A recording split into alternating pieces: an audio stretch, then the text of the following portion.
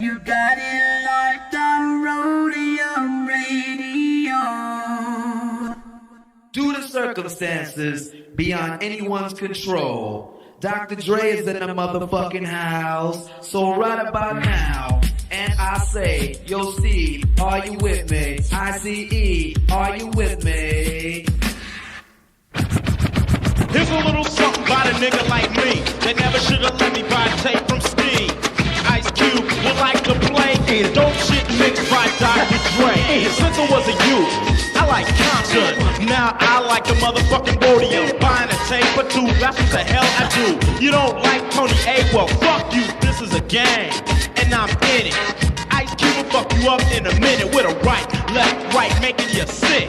And then you see Tony A is on the mix.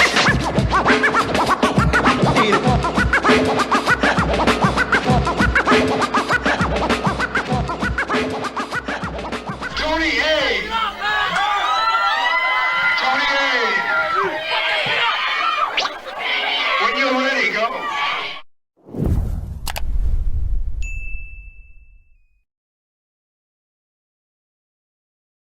Welcome back, everyone, to Roadium Radio episode 207. I want to thank everybody who's on the live chat, everybody who's liked, comment, subscribed, and all that shit. If you disliked already, it's okay. You're still watching. It doesn't matter. But listen, I hope everybody had a dope-ass weekend. I had a dope-ass weekend. I know it was Halloween on Sunday. A couple of days ago, I dressed up. I was Michael Myers. I gave away candy with my grandbabies. That's why we didn't have a show on Sunday. But we're back once again. For those of you, I want to thank everybody who submitted their music to roadiumradio@gmail.com. I got pretty much November already filled. I'm already working on my December schedule. So continue to send your music. And when you send your music, send a couple of videos and a short bio. Not a long-ass bio, but just a short bio so we can have something to talk about. Other than that, once again, the website is still under construction. Hopefully it'll be up soon. Other than that, once again, if you want to request anybody to be on Roadium Radio to get an interview, once again, submit your request to roadiumradio@gmail.com. Same email where you will submit your music, videos, /bio. So other than that, I'm going to go ahead and introduce my very special guest, one of my special guests of the night. So without further ado, all the way from Pomona, California, Brian J.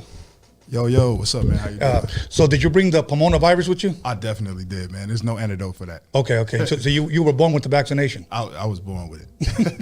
That'll work, man. Now, I know people are probably curious. What is it you have around your neck, man? All right, so this is a fox fur right here. You know what I mean? A lot of people wear the chains and the big jewelry, but, you know, I take the fox fur. It's a white fox. A gray fox. Okay, and that's how you stay warm, huh? Yeah, definitely. You don't even need a scarf in this weather. Not at all, not at all. That's dope, man. So look, I want to ask you, how was your weekend? I know it's Halloween. I'm a big kid. I still celebrate Halloween. Definitely. So how did you spend the weekend, man? Man, the weekend was great, man. We traveled over to Denver, Colorado. Mm-hmm. We had a few shows on Thursday. We landed there, had a show on Friday, had a show on Saturday, and then on Halloween we were in Denver, you know, just hanging out with the team. Okay, I mean? That'll work. Yeah, I was with B&B Entertainment. Yeah, much love to Erica, B&B Entertainment. I know you guys had a couple of shows out there. How do you like the whole traveling thing? I know you've been doing it for a while. Yeah. I know you've been, you know, do you ever get used to it? When I used to travel, to be honest with you, I liked it when I was on the road, dying to come home, but when I'm home, I want to go back out. Yeah. Is that how it is for you? Nah, actually, man, like just traveling and being able to do it with the things that I love to do with this music, it's just a whole nother level. You know what I mean? So a lot of times, a lot of people can't, you know, get out their comfort zone or in their home, and we're able to travel, we're able to see new things, see new people, you know, just communicate and get your name out there. You know what I mean? And that's how you win new fans. Oh, yeah, definitely. You know, you got to get out there and give it all you got when you're up on stage. I've been up on stage now since the late 80s, and I've been DJing for a lot of people. Mm-hmm. I did a lot of show tapes. So when I say show tapes, for an example, what song do you want to do first? Do you want intro music first? What song do you want to do first? What song do you want to do second? Is there music in between? What's your last song and how you end the show? I choreographed a lot of shows for a lot of people, and I also DJed for a lot of them. Nice. And so I guess what I'm saying is, when you're out there and you're rocking it, you gain the fans. If you gain favor with the fans, you know. For an example, we did a show, only 20 people showed up one time. This was Quick, Second Tenant, AMG, High C, and I'm DJ for all those guys. Right. And we went out there and still rocked that shit. Right. The next day, those 20 people went around telling everybody they rocked that shit. Okay. Sometimes you get dead shows. Sometimes you get packed out shows. It doesn't matter. You got to give the people their money's worth. Definitely. And that's important. I'm a big sports guy. You a big sports guy? Oh yeah, for sure. Okay, football team. Who's football? It's the Raiders, but but you know what I'm saying. My little cousin David Irvin played for the Cowboys for a couple years. Oh, for reals? Yeah. Okay, we could be friends. Yeah. Okay. You know.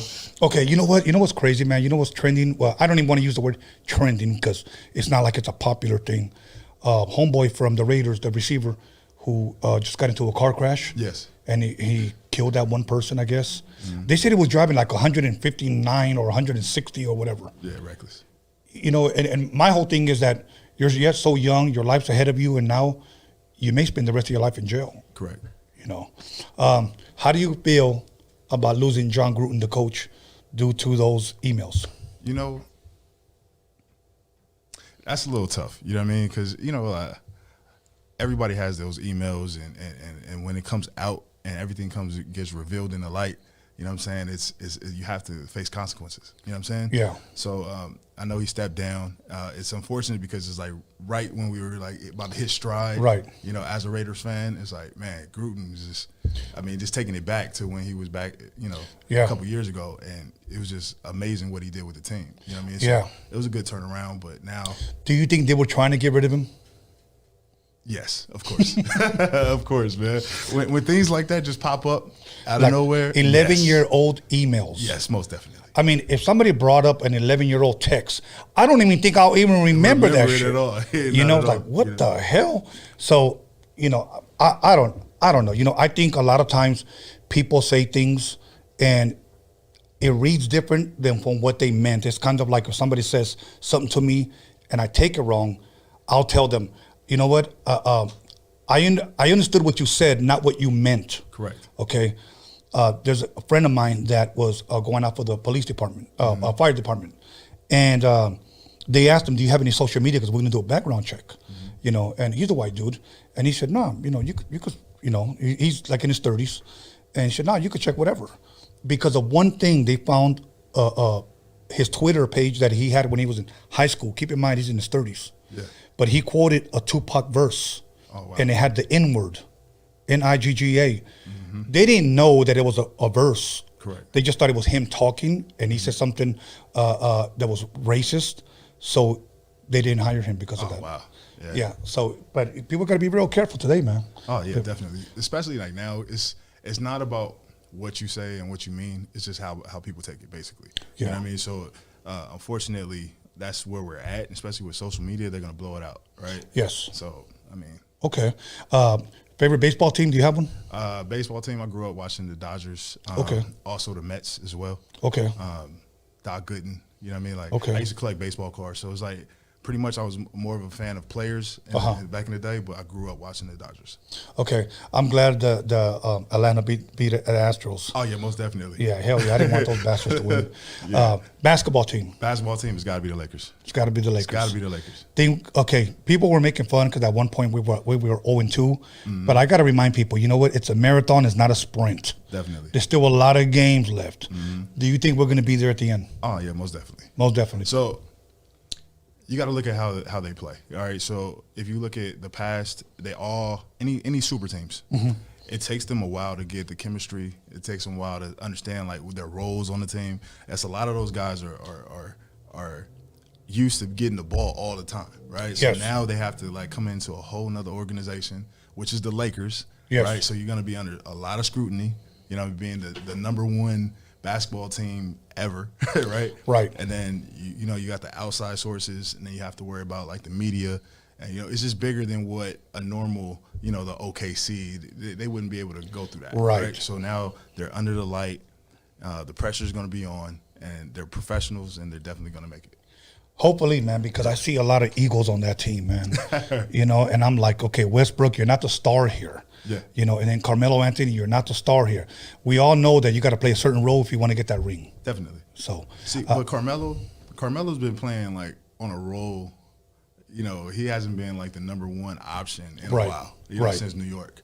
Right. Right. So I don't mind the Carmelo Anthony, the Westbrook.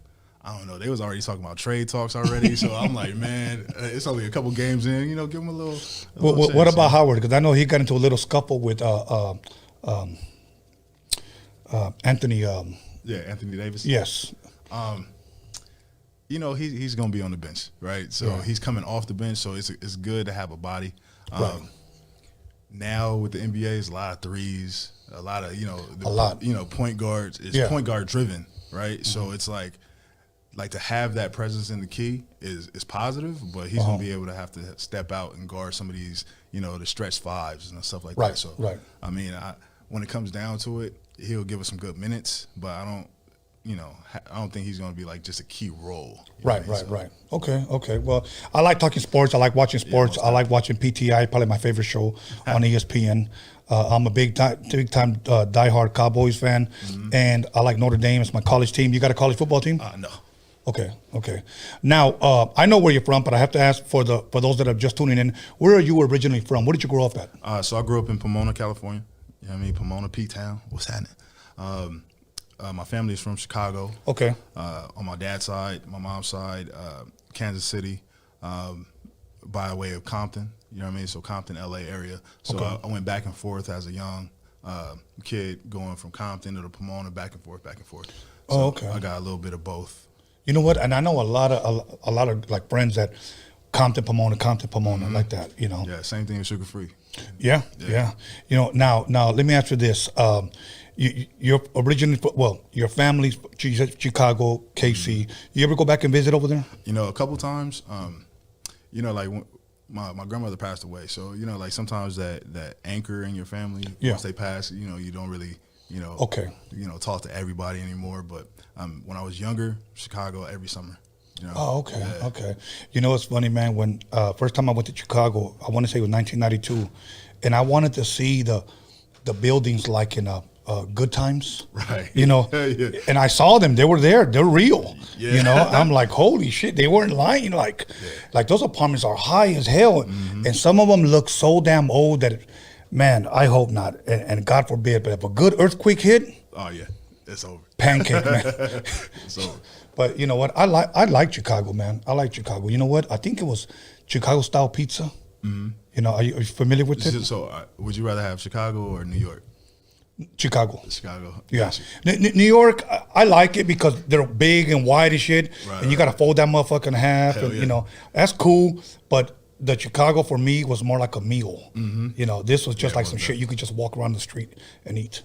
But I love New York. I'm thinking about going to New York. Matter of fact, no, next month, this month in about a week or so, because my daughter and my son are going out to Philly, and I'm thinking about going to Philly, catching a train to New York, go visit my buddy. That's right. You know, but anyways, I'll be in New York on the 11th.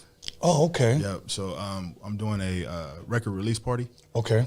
So the company that I'm signed to for my distribution, we did an album together. Okay. So we're gonna release that on the 12th, but we're doing a album release party on the 11th, and then fly out to Texas right after that. Okay, what part of Texas? Houston. Oh, okay. Yeah, we'll be in Houston. Yeah, Houston. First time I went to Houston, we performed with the Ghetto Boys. Oh man. Yeah, man. Classic. Rest in peace, Bushwick Bill. Classic. Yeah, man. I had a lot of fun, bro, and I'm thankful for the ride that I had. You know, because I had a chance to meet a lot of people, and now I'm still I feel young enough still to talk about it, even though I'm an old fool from the old school. But now. Yeah, man. Okay, you know, before we get into your album, I wanted to ask you: did you bring a listing of the titles of the songs that you have? No, I have them. Okay, well, we're gonna go to break in a couple of minutes, and when you come back, I want to go through every one of those songs. Okay, let's get it. You know, we'll talk about it. But now I want to ask you something. Around what age would you say that you got interested in wanting to rap, or no? Let me rephrase that. How old were you when you had your first experience of listening to rap music? Oh, man. I always give mine, and I was in 6th grade, and of course it was Rapper's Delight. So for you, what was that? Man, Candyman. What was it, Knocking Boots? Knocking the Boots, man. I had the single cassette, you know, at that time. We couldn't really listen to rap music, but I had the single. So at that time, you had the song, you had the instrumental, and then you had the acapella. Yeah. Right. So I learned that. Like that was my first rap song that I learned. No and shit. then after that, it was Crisscross. Crisscross. You know what? I did shows with both of those guys. Yeah. As a matter of fact, the guy who produced Knocking Boots and Melt in Your Mouth, that produced the album was Johnny J. Rest in peace. And they produced that record not too far from here, the same studio where NWA, Above the Law, Cocaine, all those guys produced all that shit over here. Shout out to Cocaine. Yeah. As a matter of fact, his boy keeps hitting me because he's trying to get Cocaine out here, but I know he's out in Seattle somewhere. So hopefully he'll be here soon. Okay. So Knocking Boots, so attention, all the ladies. Yeah, the Candyman. Yeah, that shit was dope. That was it right there. Yeah, man. You know, a lot of people didn't know, and if you do know, Coop, but that was Tone Loc who sang that song Wild Thing. Wild Thing. In the very beginning, you know, and he did the intro for Candyman. They were signed to Capitol Records. I believe that record went gold. I'm not sure if it went platinum, but I know it was big record. So Candyman, what would come next? Like, what would you say would be a major influence in your life as far as hip rap is concerned? For me, it was when I first heard Run DMC. That's what really made me gravitate to rap music. Right. You know. So in junior high, man, I'm giving away my age. Pac. Okay. You know, so that All Eyes on Me album was just tremendous. I had Sugar Free when he came out. Oh yeah. And I'm from Pomona, so like when I realized that somebody from Pomona was doing it that big, it was just like that was it. That was it for me. Yeah. You know what? One thing about Sugar Free, I think what captivated everybody was that one video where he's rapping. He's got that pencil and that coin, and he's doing that all at the same time. Like that right there, man. You know, and once again, let me announce that I've had Sugar Free booked here, but when the pandemic hit, he wasn't doing anything. And if anybody knows, you would know. Yeah, definitely. You know, so hopefully we can get him back over here because I've talked to him and he definitely wants to do it. Right. But it's just that things got to clear up. You know, for sure. So, but now, so Sugar Free, were you ever a big DJ Quick fan? I was. Okay. So the first song. Oh, I can't say that. You can say whatever. Okay, that black sweet pussy. black pussy. Yeah, sweet black pussy, man. I was like trying to sneak listening to it. Right. You know what I mean? Like little things like that, man. But DJ Quick was a huge influence, especially being from Compton. Yeah. You know what I'm saying? So when I went to with my family, that's what they were bumping, right? Yeah. So just the hometown heroes, right? Yeah. Sugar Free, DJ Quick. Yeah. My mom, we grew up in a church, right? Okay. So we were listening to different stuff. Like my stepdad was listening to The Wave, you know. Oh, you okay. know, like so I got like the Tracy Chapmans, I got, hard rock, I have classical rock. So all that comes back into my musical. Okay. Because earlier you said you weren't allowed to listen to rap. Not at all. So that's why I was asking. I wonder if comes from a church background. Yeah. You know, it's funny because same thing with Second to None, D and K, they were raised in the church, and they would tell me the same thing, that they weren't allowed to listen to rap. Me, the only rap that I wasn't allowed to listen to was NWA at home, because every other word was fuck you, fuck this, fuck him, or whatever. So I was like, so I was like, shit, I can't listen to it, Yeah. But as far as rap was concerned, I just fell in love with it, man, when I first heard it, whether it would be Kool Moe Dee, whether it was LL, whether it was... like I said, Run DMC, the Fat Boy, Salt and Pepper, UTFO, Houdini. That was the rap that I was listening to because at the time, that's all we had. Yeah. I was listening to everything coming in when KRS-One came out. It just like fucked up my whole mind, Yeah. I love it, man. But now, let me ask you this about, I always ask all my guests about these movies. Have you seen Hustle and Flow? Yep. Okay, have you seen Straight Outta Compton? Yes, sir. 8 Mile? Yes, sir. Notorious? Yeah. All Eyes on Me? Definitely. And Get Rich or Die Trying? Yes. Okay. Out of all of those movies, which one would you say was your favorite one? Oof. I ain't even gonna lie, man. 8 Mile probably was my favorite. Everybody says that. Everyone says that, bro. 8 Mile was probably my favorite, man. Yeah. Like, Get Rich or Die Trying was great because I was a 50 fan. Yeah. Hustle and Flow, I mean, like when you go back and look at it now, it's like, come on. Exactly. But I mean, for what it did, it was great. Yeah. I mean, it was a good movie. I'm not trying to take anything away from any of those movies. Right. But, 8 Mile has been my favorite. Okay. You know what? And to me, I don't want to say it's my least, but it's like the bottom. Yeah. Yeah, I don't know why. So you like Notorious? I thought it was cool. I'll tell you, the worst one for me was that Pac movie. Yeah. I don't think they should have did Pac that way. So Pac and the Notorious is at my bottom. Yeah. Even though I'm fans. Yes. I would say those two, and I would say the next one would be 8 Mile. Mm-hmm. No. Hustle and Flow, and then 8 Mile. And then I would say Get Rich or Die Trying. Yeah. But I would have to say Straight Outta Compton was my favorite one. Yeah, Straight Up, actually. Yeah, that was great. That was a dope one. I even forgot that I was watching an NWA movie. I thought I was watching an 80s movie. Right. So that was so dope. Yeah, Cube's son did an excellent job on that. Yeah. That was awesome. Are you a fan of East Coast hip hop? Yes. Okay. Yes. I'm going to ask you this. You can name either albums or you could name groups or rappers. Mm-hmm. Give me your top 5. You know, it doesn't matter if they're alive or deceased. Mm-hmm. Top 5 East Coast rappers or groups. Ooh-wee. They gonna kill me for this, man. LL. Okay. Dope. Hell yeah. I'm gonna say Kumo D was huge for me. Wu-Tang was huge for me. You know, let's see. Big. I'll put Jay on there. Okay, Jay. Now give me your top 5 groups or rappers from the West Coast. On the West, Snoop, E40, Sugar Free, Cube, Pac. Okay. You know what I always say? All of the NWA, because, you know, when they branched out, you know what I'm saying? They did well. So, yeah, okay, that's dope, man. That's dope. Now, if I were to, maybe, do you have any down south favorites? No. Okay, me neither. You know what's funny? When people mention the South, they mention every other damn group except the Ghetto Boys. The Ghetto Boys, yeah. And I think because this generation probably know that Ghetto Boys probably about 30 years old. You know what I'm saying? But their shit was amazing. Yeah, amazing to me. So especially one of my favorite Halloween songs is "My Mind's Playing Tricks on Me." Yeah, I remember seeing that video on the box, man. Yeah, on the box. Yeah. You know what? Man, if anybody could find because I was on the box as well. We filmed it in Florida. Really? Yeah. Oh, that's what's up. And I had a videotape because they mailed it to us. Uh-huh. But you know what I did one day? There was a fight, a boxing match, and I recorded over it. Oh, no. Yeah. So. Oh, no. So I've been trying to Google. I've been trying to YouTube so I could see myself, because I was like 22 years old at the time. Yeah. So. And that prime right there. Yeah, exactly.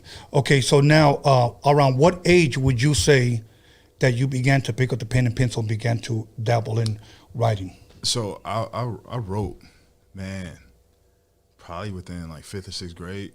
But I was writing poetry. Mm-hmm. You know what I mean? Like, I was always to myself when I was younger. You know what I mean? So I just write down my thoughts.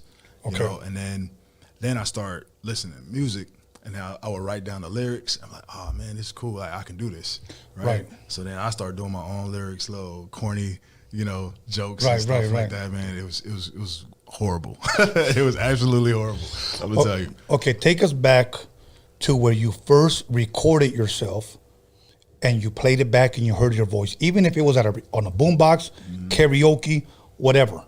When was the first time, and how old were you when you recorded yourself and you played it back? First time I recorded myself I was 23 years old. Okay, so you recorded yourself. Do you remember what you recorded on?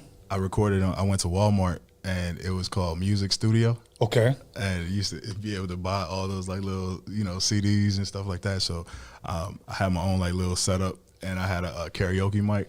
Okay, hey. It was absolutely terrible, but like hearing my voice, I was like, man, this is pretty cool. Okay, see, that's what I was going to ask you. Because if I asked 200 people this one question, when you played it back and you listen to it, you like it, 90% would say no. Nah, I liked it. Really? It sounded absolutely terrible, the quality and all that stuff like that, but I have a deeper voice, so like the mic, it didn't have a compression mic, of course, you know what I mean? But it was everywhere, but overall, it was pretty solid. And this was before Auto-Tune? Before Auto-Tune. Yeah, definitely. You know what's funny? In 2005, no, maybe it was 2002, 2001, and I was buying all new equipment. And I was at a place called West LA Music. And there was a guy there that said, you want to buy this? And I was like, well, what is it? Because I had bought the Avalon mic preamp. It was just a mic preamp that makes your shit just sound so fucking dope. Man, the Avalon is crazy. Yeah. It was like $2,500 at the time, you know. And I had the MPC 3000, and then I had the SB 1200. I'm a drum machine guy. Yeah. And I go, what is that? He goes, if you're recording somebody that can't sing, he said, this, if they're out of tone, it will put them in tone. It's called auto tone. And I said, wait a minute. So if somebody sings out of key, this will put him in key? And he goes, yeah. And I go, first of all, I don't be working with whack ass artists. Yeah. If you can't sing, you got no business in the studio. Yeah. The sad thing is, we're there today. You know. It's in everything. Yeah, I know. I sit in conversations at times where I hear guys that say, man, I got this one girl. Man, she's my new artist. Then my boy was like, can she sing? Man, I don't give a fuck. We got autotune. She fine.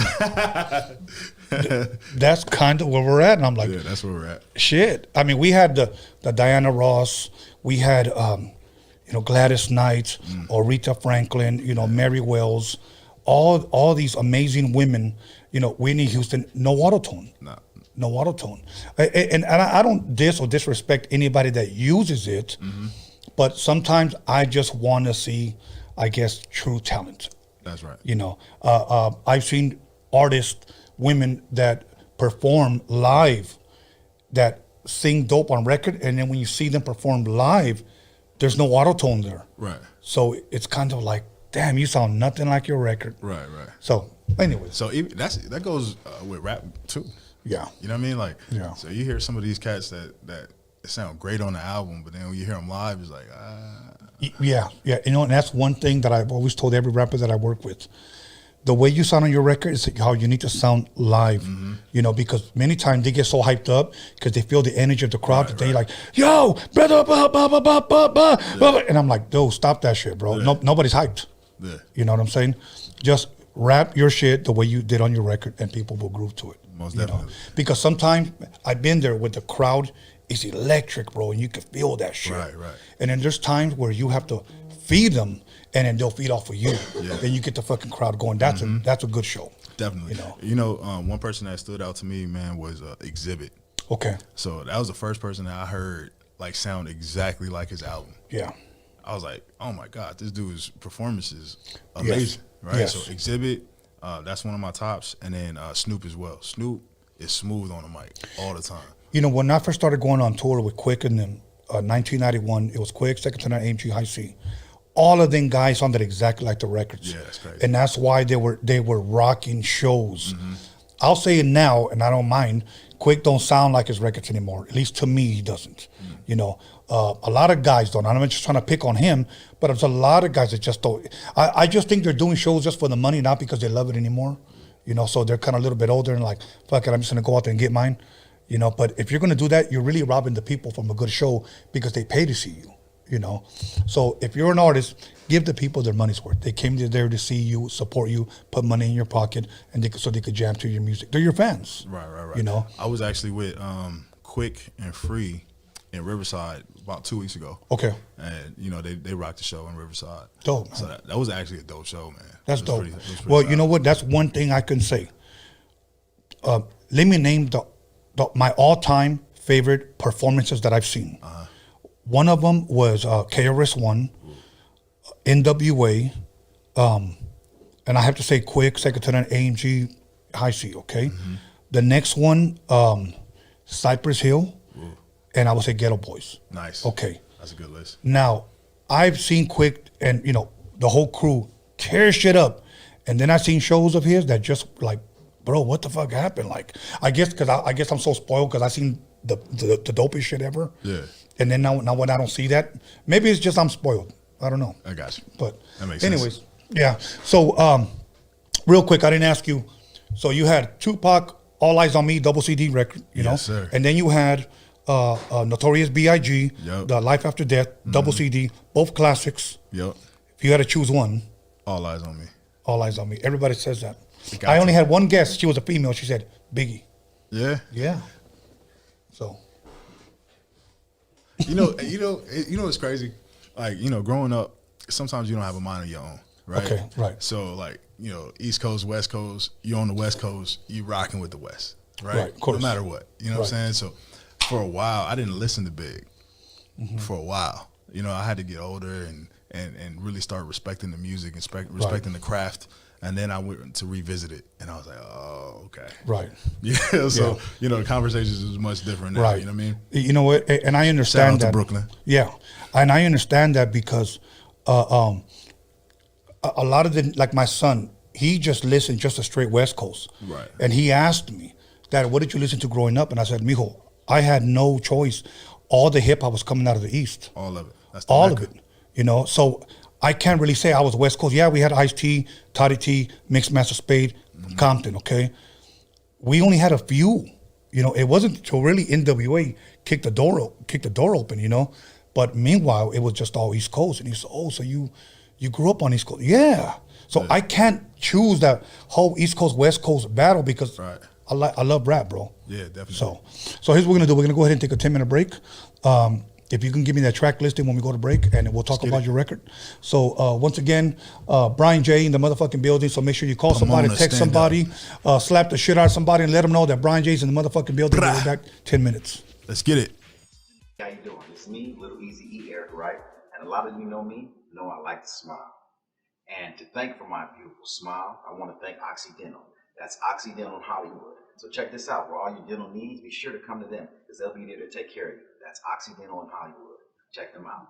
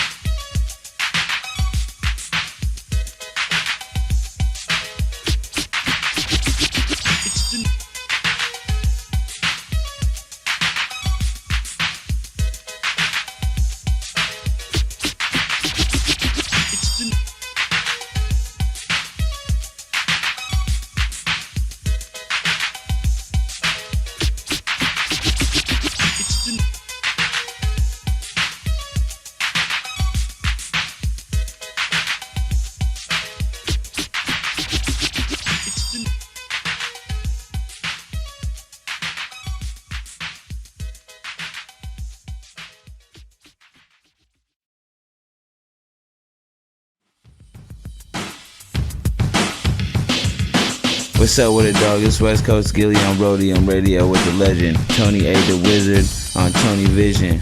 You know what it is, West Coast to the fullest, believe that. What's up, everybody? This is Stefan Ori. You're listening to Roadium Radio with Tony A. the Wizard.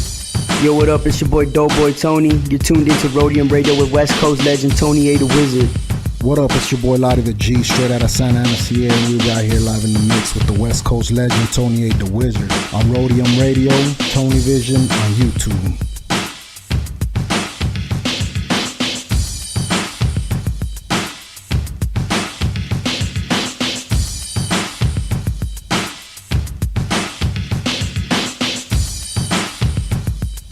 Yo, what's up, world? This is Cool 187, above the law in the building. And you're tuned in to Roadium Radio with my man Tony A. the Wizard. Blah. What's up, this is Darren Vegas. You're on Roadium Radio with Tony A. the Wizard. Real West Coast hip-hop history right here. Yo, what up? Sleepy Malo in the house, here at the Roadium Radio with my boy Tony A. the Wizard, giving us our voice back. One of the realest motherfuckers I know. What's up, homie? Show me Frankie Quinones, a.k.a. Creeper from Cholo P. And you're listening to Tony A. the Wizard on Roadium Radio. That's what's up right there. Hey, yo, what's up, man? It's Cujo the Savage. I'm right here with Tony A. the Wizard, Roadium Radio. Everybody stay tuned, man. It's a motherfucking hit.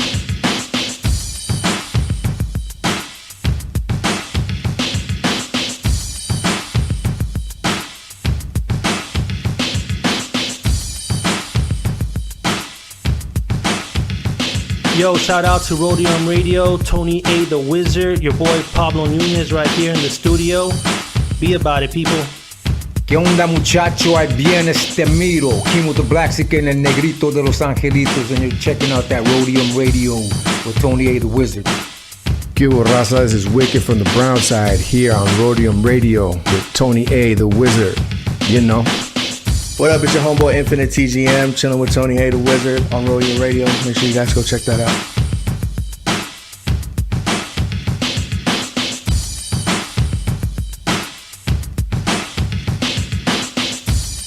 What's good? It's your boy Spanky Loco, and you tuning in to Roadium Radio with that motherfucking legend, Mr. Tony A.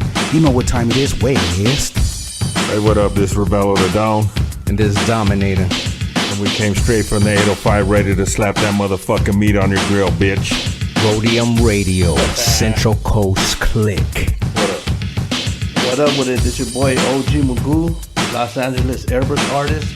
Big chillin' on site with the homie Tony the Wizard on Roadium Radio. No gas, no brakes. Let's get it. Man, you know, listening to LA Icon, man, right here live with Tony A. the motherfucking Wizard on Roadium Radio. Blah!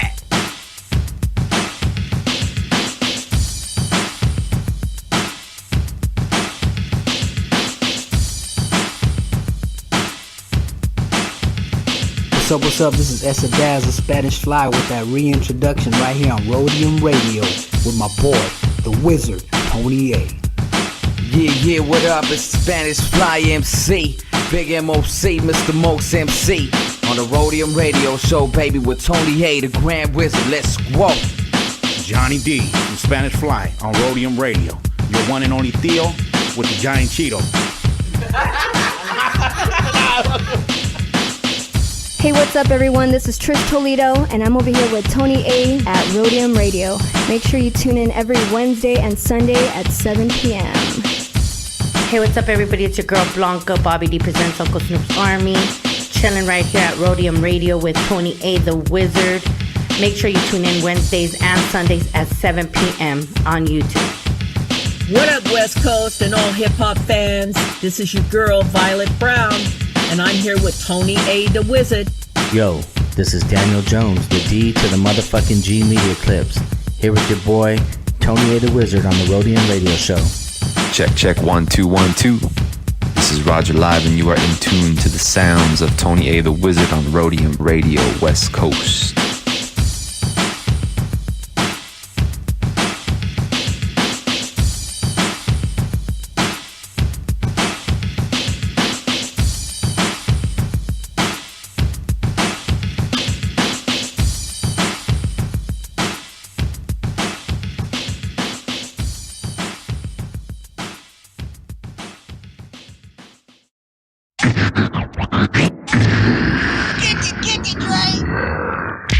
legend, 1 2 1 2. Right about now, Eazy-E and Dr. Dre's in the motherfucking house. Times are getting crazy, it's really hard to choose it. The Roadium's a spot to get funky, fresh music. Easy motherfucking E and my homeboy Dr. Dre. MC Ren is in effect, and you know we don't play. The Roadium is hitting, but you know you can't leave until you get a deaf ass tape from Steve. Oh Steve, oh Steve, oh Steve, just give me just one more tape. Oh Steve, oh Steve, oh Steve, just give me just one more tape. Oh Steve, oh Steve, oh Steve, just give me just one more tape. Oh Steve, oh Steve, oh Steve, just give me just one more tape. Yeah, man, I came all the way down to the Roadium spot, man, to pick up one of the NWA tapes, man. And I talked to homeboy Steve down there, man, and he said I'm fresh out of tapes, man. How the fuck you fresh out of tapes, man? He said cause they selling like hotcakes and shit, man. Got my man going down. Hey, Mom, what's for dinner? Hey, Tony, drop that. What, bass? I bet.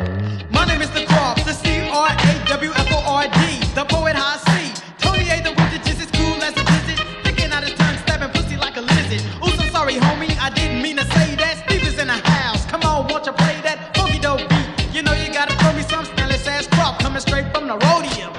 You are now about to witness Tony A. Get funky. Tell them where you're from. You don't think how living will fuck you. Who knows Saturday night in LA? Yo, feeling kind of funky. Stop what you're doing, cause I'm about to ruin the image and the style that you used to. What the hell are you looking for? Can a young man make money anymore? Where my tools are like freaking on the floor? Or is it my job to make sure I'm poor? Disruption is horrible, nourish not justified. Those that live at the FBI, look at mama's baby.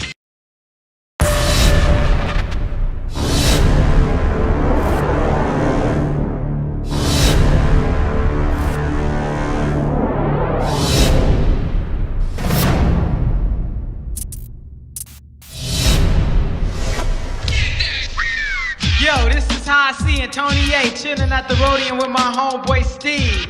Be on the lookout for our new 12-inch, the shit is dope.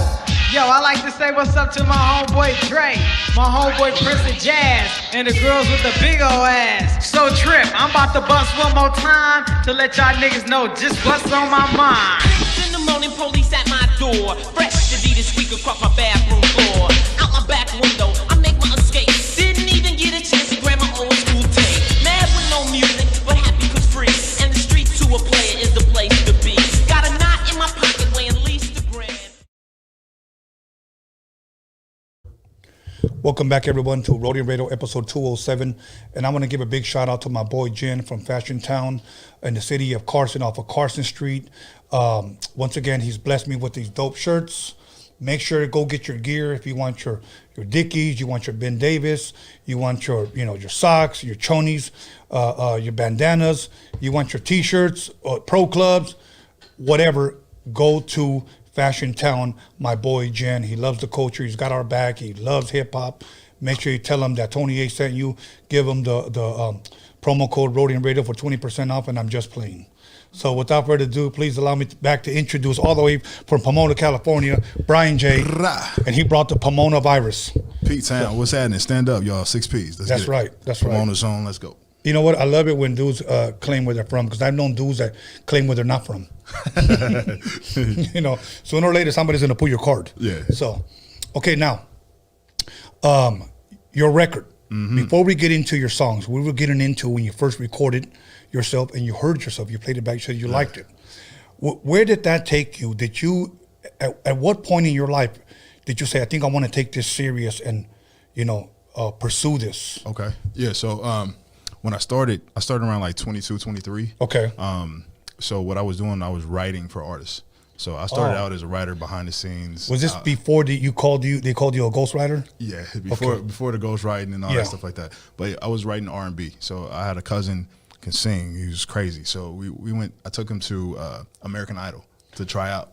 No shit. Yeah. So I was like right there with him. We stayed out there for like 3 days, and then I was just peeping everything out. And he never was writing. But he can just blow. Right. So he didn't make it. But a gentleman came and was like getting everybody's contact information. Was like, yo, if you don't make it, hit me up. And at that time, I was going to Cal State San Bernardino. Okay. So I was going for business marketing, a minor in management.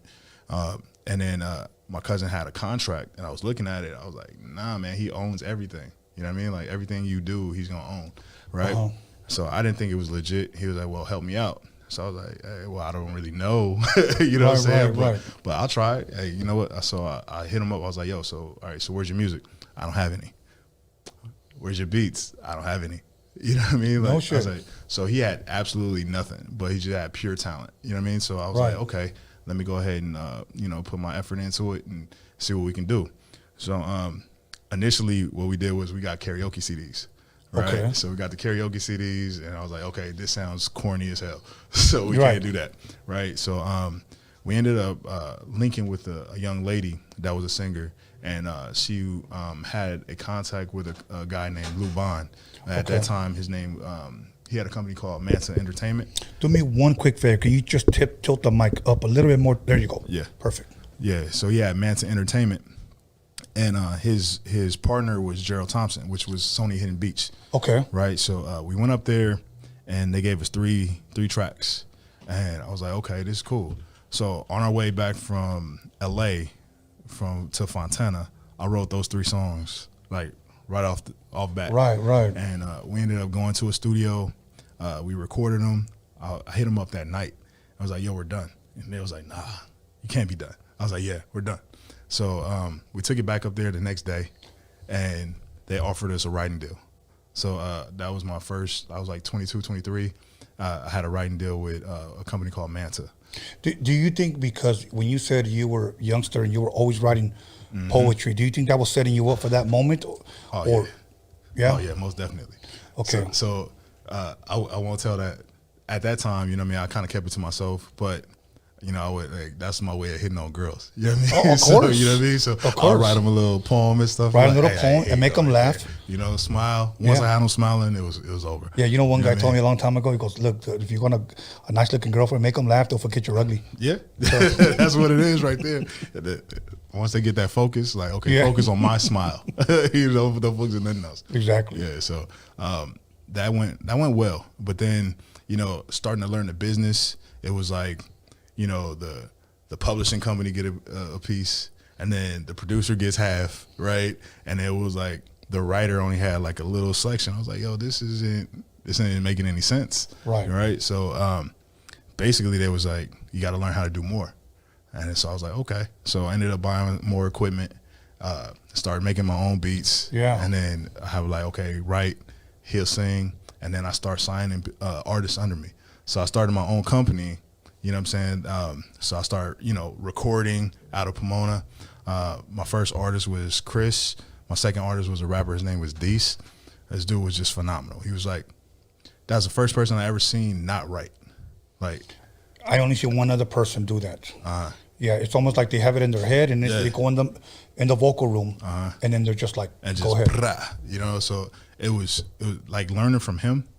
He became my favorite artist. Right. Wow. So I was just like, okay, how are you doing this? You know what I mean? Like, let me pick your brain. Like, so why is it taking me this long to write a song, and you got this stuff done in, you know, 10, 20 minutes, you know, and you're done.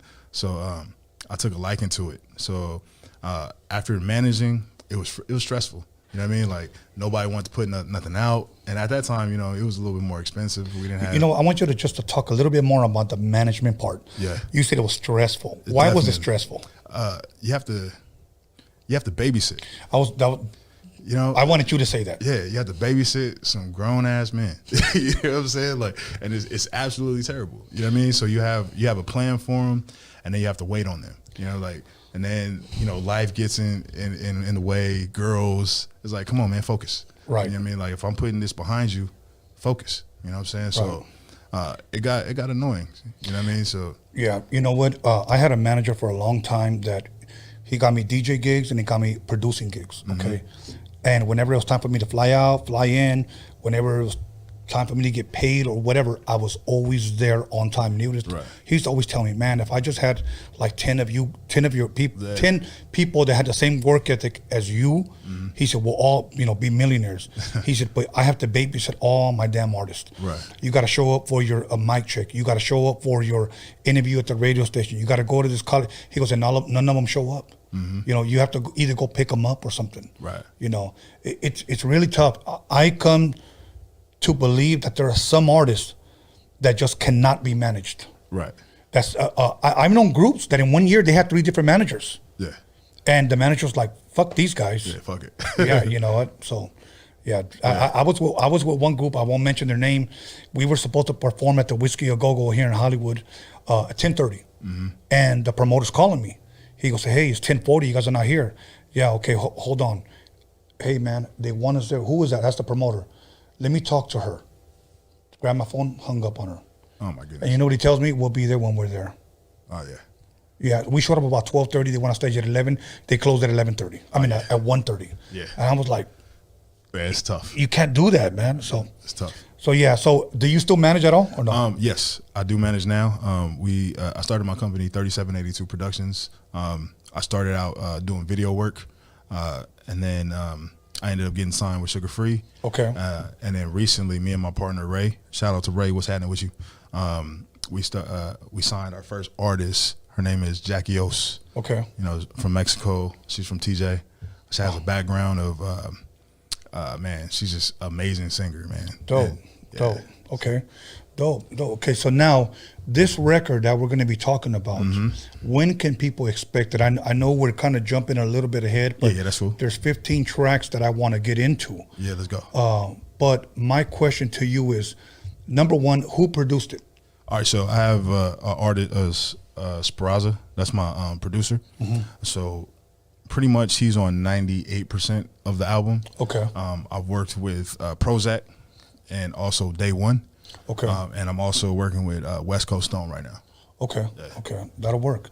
So when can people expect this album right here? The first quarter. So I'm gonna drop a couple more singles and just get the buzz in. Try to do it right.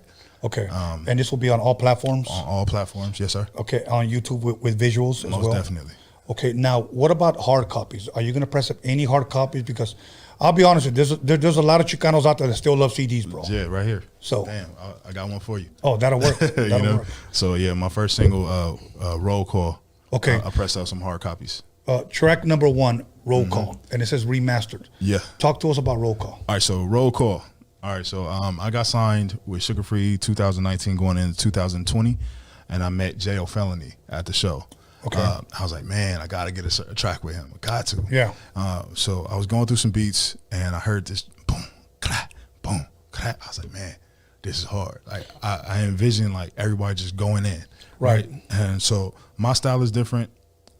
J.O. Felony's style is different. I was like, man, I need to get Free on it. So I hit up Free. I was like, Free, hey, you got to jump on this for me. He listened to it. He was like, let's see. And then he started out. Like the first line was a bitch, I'm the shit by myself. I was like, it's over. It's over, right? So I put him on there, and then I reached out to Pomona Pimpin' Young. This is the guys that I truly like looked up to. There's a lot of talent out there, bro. Definitely. I know a lot of guys from LA say it's all LA. Yeah, I get it, but it's a lot of talent, out there, man. Yeah. So I put everybody together, and then the track came out amazing. That's dope. Matter of fact, I saw the video today. Yeah. And matter of fact, shout out to Westmount. My guy helped me shoot the video, but I edited every single part of that. Really? Yeah. So that's you have your hands on everything. Definitely, from start to finish. And you know what? That's a good thing. I think that's good motivation for people that want to get into this business. That many times you do need to be there when things are taking place. Don't just necessarily depend on your manager, right? But of course you have to. You have to trust them that business is going to be taken care of. But at the same time, you know what? It doesn't hurt to I want to go when they edit. You know what I'm saying? Yeah. I want to go when they master my record. Right, I want to make sure my levels are right, because artists will start crying when, hey, my vocals are too low. Yeah. Well, didn't I ask you to show up? Yeah. You know what I'm saying? So I always took place in everything. Yeah. So, so for the people that may not know, what are you talking about on roll call? So roll call, like how I've envisioned it, was just basically a cipher. Okay. You know what I mean? So Sugar Free spitting his game.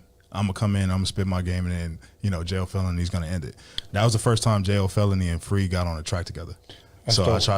I try to do things that make people question, like, oh my God, did that just happen? Like, Yeah. So that was my goal, right? Put two legends on there and then spit my shit. You know what I Dope. mean? Okay, track number 2, we got Boulevard. Brian J featuring GM. Glasses Malone. Okay. Glasses Malone. And then also I sent that track to Corrupt, so he's going to get on that as well. Oh, so, okay. So this is not necessarily. That one's not 100%. It's just two tracks that I'm just waiting for. Okay. To get mastered and all that That's stuff. dope, man. Yep. That's dope. So okay, now Boulevard. Yep, Boulevard. It's like a continuance of roll call, right? Okay. So I have Glass and Malone talking his stuff, you know what I mean, and then Corrupt coming in, and then myself. Okay. And that's me on the hook as well. Track number 3, Ambitions. Ambitions of a Rider, man. That's my Pac vibe. You know what I mean? I was listening to Pac when I wrote that. I was like, man, the first line was ambitions of a rider like Pac in his prime. You know what I mean? So like that right there, I heard the track, and I love that boom bap 90s feel. Of course. Right? So Pomona Virus, that's basically what you're going to get. You're going to get that taking it back to the basics, taking it back to the Mecca, raw bars, you know what I mean? And bringing that new funk into it. That's dope, man. Okay, and then The One featuring Paul Wall. Paul Weezy from Houston, right? So I reached out to Day One. Day One was like, yeah, man, I'm going to reach out to Paul right now. So Paul blessed the track, sent it back to me. I was like, man, this is great. You know what I mean? So as long as I get these legends, like, so the goal of marketing, right? Yeah. I wanted to make sure I hit the Mecca, you know, hit Right. New York. I wanted to hit California. Of course. I wanted to hit, you know, Texas, and I want to hit Atlanta. You know what I mean? Yeah. So like that was the goal of it, right? So I was like, okay, a young man like myself, my first album, let me get my name out there. Why not? You know what I mean? Right. Why not reach out to these legends and bring them onto the movement? Of course, and especially if you can make it work, make it work. Yeah. Okay, we have track number 5, Level Up. What is Level Up about? Level Up. That's man. with Sugar Free as well. Yes, sir. Yes, sir. So me and Free honestly have an album together. We got about like 9 tracks together. Okay, something separate from. Something separate, yeah. So I'm just taking pieces of what we did already together and then adding it on to the album. Okay. So Level Up, man, that started as, you know, you're going to lose friends in this industry, especially when you're about to go to the next level, right? You know, the people that start with you ain't going to finish with you. Yeah, you're preaching to the choir on that one. You know what I'm saying? So, like, that's basically the whole vibe of that. Is like, you're going to lose people. You know what I mean? The people that say they love you ain't going to love you no more. You know what I mean? Right. The people that say they there for you, when you really need it, they ain't going to be there for you, right? And then you start getting a little bit of, you know, cloud, or, you know, you start moving in that right direction. Right. And then it's like, some people are just going to fall off and be like, hold on, let's just give them some space. Right. Right. So, I mean, you might have a crew of people, man, but not everybody can go. Yeah, I know, bro. Not everybody can go. I know. You know, when I started this podcast, I thought I was only going to be here for a couple of months, and then I was just going to go off. But it started to take a life on its own. And before you know it, you'll be surprised how many guys just want to interview, and they don't even rap, they don't even act, they don't even write a book. I'm like, nothing.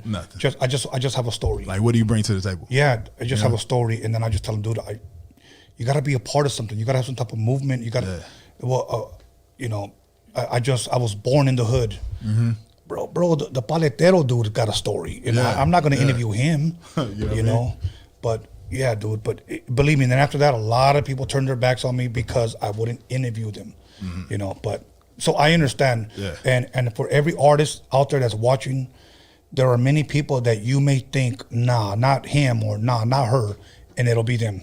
It definitely will. It would be them. So, okay. So, like, even with starting with videos, you know what I mean? So I started out doing video production, and then, you know what I mean? So it kind of took away from me as being an artist, right? Right. So, like, I was like, okay, what am I doing? Like, this is my goal, but I'm so far away from it, right? Right. So I had to back off a little bit, you know? Right. And then some people take that as, oh, you too big now, or, oh, you know what I mean? Like, nah. Well, just let me focus. Yes. Let me get there. You know what I'm saying? You know, when you're productive with your time and you don't have time to go out and hang out at the corner and drink a couple of 40s, they think you're too good. That's no, crazy. I just, you know what? I have a different mindset. I want to do different shit. Yeah. You know, so, oh well. Track number 6, B&B with featuring Bella. Bella the rapper. Shout out to Bella the rapper, B&B Entertainment. Man, that track is crazy. No shit. So it has a double meaning, of course. You know, black and brown, brown and black. You know, we got that movement. We got that movement going on. And then also Brian and Bella. You know what I mean? Or Bella and Brian. You know what I mean? So, I mean, it's a good play on the word. You know what I'm saying? But that was crazy. That'll work. Number 7, Body. Body. That's with E-Mac. You know, there's a track out there called Bishop from Pomona. You know what I mean? Like, so that's E-Mac right there. Shout out to E-Mac. You know, putting it down. He's been solid since day one, man. Okay. You know what I mean? I've been a fan, and you know, get a chance to work with the guys from Pomona, man. Okay. Just putting it down. Now what is that song about? That is basically what happens in Pomona, man. You know what I'm saying? Like, I'm not even gonna lie. What happens in Pomona stays in Pomona? So now, man, like a lot of us got, you know, we got our game for free. You know what I'm saying? Right. So like, it's a lot of P going on in there. You know what I'm saying? All right.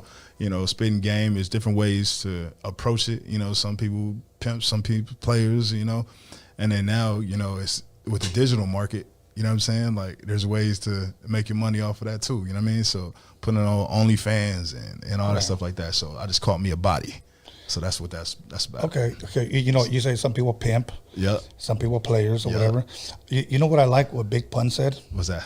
I'm not a player. I just crush a lot. You know what I'm saying? I just fuck a lot. That shit was dope, bro. When he came out with that, man. that shit was dope, man. That took the world by storm right Yeah, there. bro. Yeah. Okay. Number 8. Thought I told y'all. I thought I told you with Mr. Cocaine. Shout out to Unc, man. He's actually took me under his wing too, man. I got a good group of guys that's really helping me come into my own as an artist. Giving me a lot of game about the game. Yeah. You know what I'm saying? Keeping and that's me, very important. Yeah. Keeping me grounded. You know what I'm saying? And I'm actually their engineer as well. So their new album, Sugar Cane, is coming out soon as well, and I pretty much did all the engineering for Sugar Free as well. On that one song that's out right now. That's out right now. I recorded that. Yes, sir. No shit. So my resume is ridiculous right now, man. Like, I'm glad you said that, man. My resume is crazy. I'm glad you said that, because when I heard that track, like me and my friend, we were bumping it that the other day, and I was like, hey, bro, I like this shit. Hey, man, make sure y'all go download that right now. If y'all haven't heard it, man, get your skates on, tie them up tight. Go ahead and just knock that out, y'all. It's hard. Yeah, or get on your pogo stick or something. Yeah, something. Just party. That's what it is. It's cool. It's a cool vibe. And then Sugar Free is kidding all slugs. Like, every line is a slug. I know. Every single line, bro. Like, it's crazy. And then, like, you know, being in the studio with him recording, there's a lot of times like he'll say something just to get my reaction. You know what I mean? So I mean, it's great, man. Just working with those two. And I was in Arizona with him. I was there about 3 years ago, and we did a show. It was the first time he said, "Screenshots don't scare me, bitch. I know what I said." Yeah, that's an awesome one. And that's what I say. That shit don't scare me. That don't scare me. Okay, So cool. yeah, with Cocaine, man. Shout out to Cocaine. I thought I told you. Okay. That was Bleed the Bank. Bleed the Bank. That's with my guy Sendoti. What does that mean? Bleed the Bank, man, is, you know, when you're in a relationship, it's like you pretty much do anything and everything for that person at one particular moment. At one particular moment, when you know what I'm saying, like you get in your little square shit sometimes. You know what I mean? Right. When there's love there, you know what I mean? Okay. Not everybody is when you're in a relationship. It's a fine line. You know what I'm saying? Now, in a relationship, let me ask you this: is it 50-50 or is it 100-100? It's 100-100, man. You can't give 50-50. Yeah, you know what? Who gives? Where's the other 50 go? You know what? That's my question. You know People don't say it's got to be 50-50. Nah. Like, bitch, what you gonna do with the other 50? Yeah, you know what I'm saying. That can go to somebody else. Exactly. You know what I mean? Exactly. Yeah, it's got to be 100. Yeah, you know what I be seeing now? Girls posting up on their social media that it's okay to have 2 boyfriends. Hey, man, that's how it is now, man. That's how it is. For reals? Yeah. Like, I'm old school. Like, one's good enough. It's different now, man. It's different. Like, you got to understand, like, somebody been hurt before. The moment they been hurt, it's like, it's hard to go back. You know what I'm saying? it's hard to go back. Yeah, I know that. Once you lost, and it's a lot of people that's lost, they're gone. You know, they belong to the streets. Yeah, I know, but I couldn't have a girl come over and she just finished getting her cheeks clapped by Julio down the street, and you know I was just seeing my boyfriend. Nah, we're good, you know. But nah, I'm cool with that shit. They can keep it in the streets. So I have a line where it's like, basically, there's no more good girls, but you're better than the rest. You know what I'm saying? There's no more good girls. Nah, there's no more good girls, but you got to find the one that's better. who's ever better than that? You know? I'm going to say this, and I think I'm speaking for you as well. I hope. I still believe there's good women out there. Yeah. Okay. Yeah. Sometimes it's a needle in a haystack. Definitely.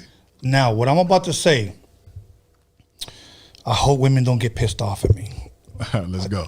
I think, and I say I think, not because what I know, okay, but I think social media has watered down the quality of women. I can agree with that. And I'll tell you why I think. Okay. Because I've heard girls tell their boyfriends, motherfucker, I don't need you. I got 10 other guys on my DM that want me. Easy. So it's more accessible. Yes. You know what I mean? But you know what I tell them? Don't believe the hype. It's more accessible. Because all they want to do is smash. Easy. That's basically what it is. And you know, I try not to think like that 100%.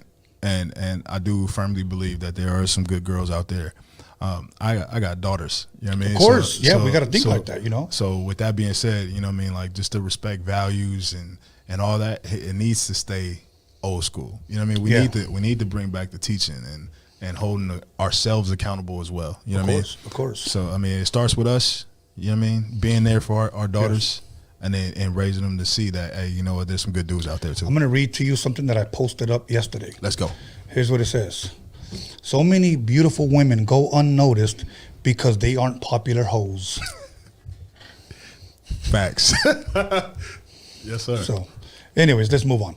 Okay, damn, speaking of, let's move on. That's my bitch.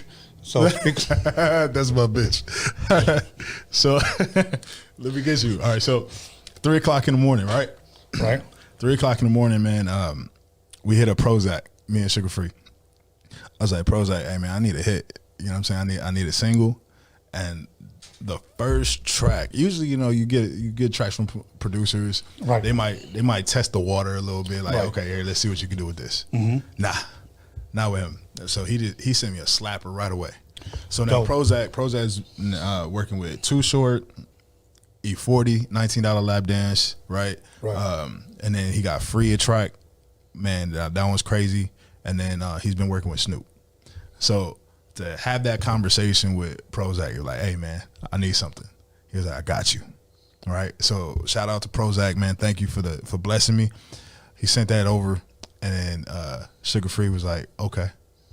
That's what's up. So that's with me, Sugar Free, and Prozac right there. Okay, I know the title's self-explanatory, but tell us a little bit about what is That's My Bitch. So basically, yeah, you think you have her, right? You think you have her, but that's my bitch. Like, yeah, go ahead, have fun, you know, do your thing. She coming back. That's my bitch. Right. That's what it is. You know, one thing, when I first got on social media in 2017, because I hadn't been on social media for years. Mm-hmm. I think the first time I got it was on MySpace 2005. The following year, I just deleted my shit. I didn't get back in till like maybe 2017, okay? Okay. And I came across memes, okay? Mm-hmm. And a lot of these memes have quotes. Yeah. And one quote, and I never forgot, it kind of goes along with this. It's never yours, it's just your turn. It's just your turn. Yes, sir. So when you say go get it, it's just your, get your turn. It's your turn. All right, cool. I could dig it. But then you do make those connections with certain people, right? There's certain people that you can probably call now, Right. Like ex, and there's still some chemistry there, Right. You know what I'm saying? So no matter what happens, no matter where you're at, you can probably call on them and talk to them. That'll work. Have nice conversations. Yes, and a nice dinner. Yes. Okay. Ain't gonna hurt nobody. Ain't gonna hurt nobody, man. Okay. This one right here is a remake to that Kid and Play joint. You know what I mean? Right. Ain't gonna hurt nobody. And when I heard it, I was like, man, this is it. Like right out of the pandemic, you know what I'm saying? Everybody was out partying, right? they couldn't wait to get outside. That's when I wrote it when I saw like everything was happening in Miami, how they just flooded the streets. Oh yeah, they didn't give a shit. They didn't care, right? Yeah. So I was like, man, this is what people need, right?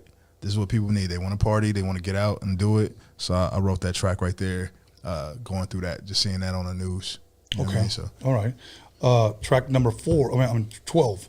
We have 3 more tracks after this. Hard for me. Hard for me. So this is my Spanish vibe right here. Okay. This is my Spanish vibe right here. So basically, some girls make it hard for you. You know what I'm saying? It make it hard for other women for you afterwards. You know what I mean? Okay. So whether it be a positive or a negative, you know what I'm saying?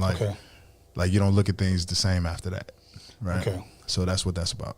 So they make life hard, not get it hard. They make life hard.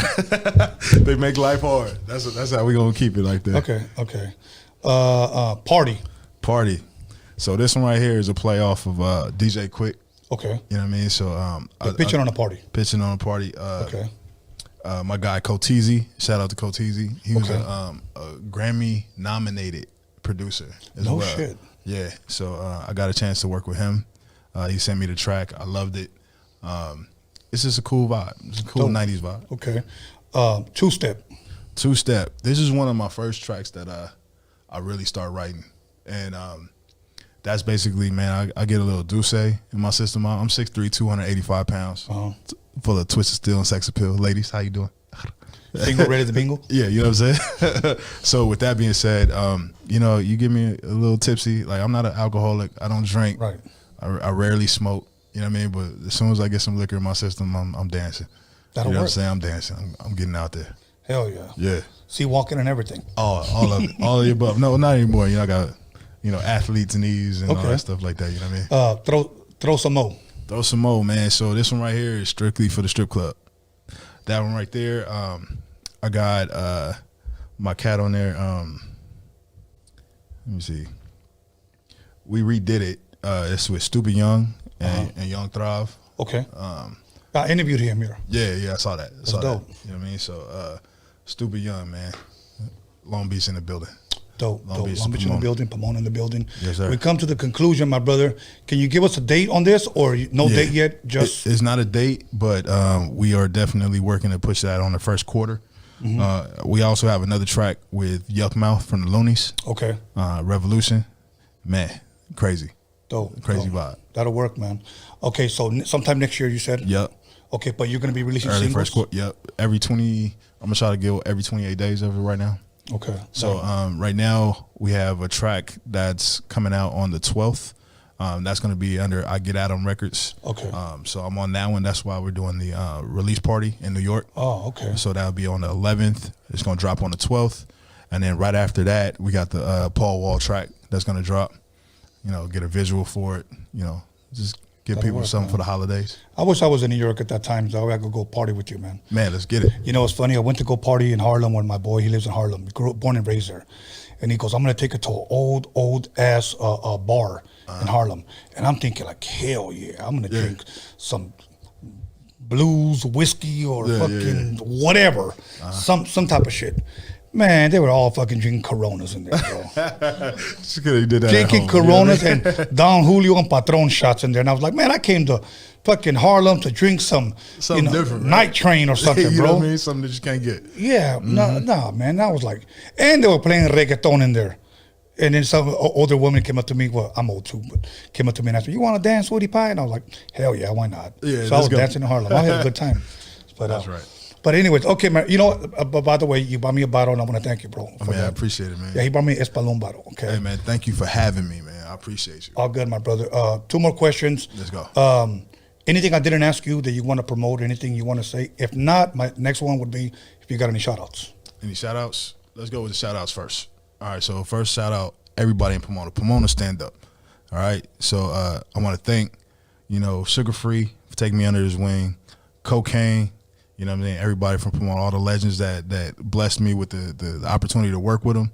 That's amazing. Then I want to shout out B&B Entertainment, Miss Erica, always doing her thing. Always. Man, super hustler. You know what I mean? Yeah. So much respect to her. My partner in crime, my partner, my roadie, is Raymond Ortiz. What's happening, homie? You know what I'm saying? We putting it down for $37.82. I want to shout out my artist, Miss Jackie Ose. Stay tuned, watch for her. Man, she's going to be killing it. Yes. You know what I'm saying? She's going to be killing it. And then I want to shout out, of course, everybody from B&B Entertainment, Bella, Bliss, Jay Bliss, what's happening with you? Yeah. You know what I'm saying? Like everybody that's doing their thing. Also, if this is your dream, this is your passion, make sure you're doing it for the right reasons, guys. You know what I'm saying? Like music is for the soul. All right. So stay true to yourself and don't follow no whatever everybody else is doing. Just do you. All right. Just do you. So shout out to everybody that's trying, everybody that's trying to make it work for themselves. All the fathers out there for the you know what I'm saying, they're taking care of their kids. You know what I'm saying? Shout out to them. Stand up.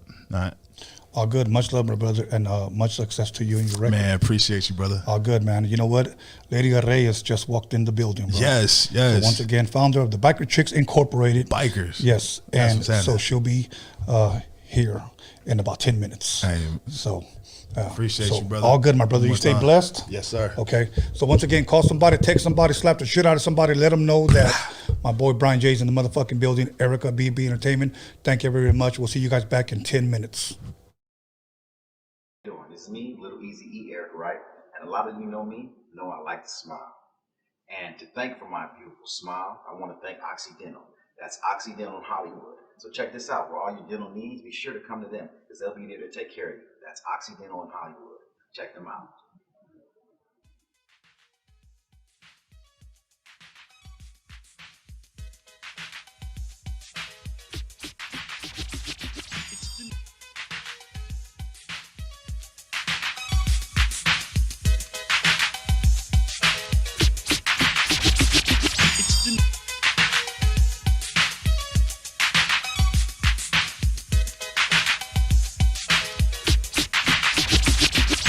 Hey, what it do? It's your boy Cap G. Subscribe to Roadium Radio, hosted by Tony A. the Wizard. Yes, sir.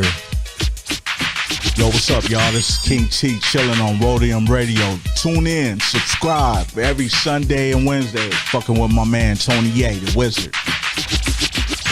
West up, this Lazy Dub, and you're tuned in to Roadium Radio right here with Tony A. the Wizard on every Sunday and Wednesday, 7 p.m. Make sure you like and subscribe that.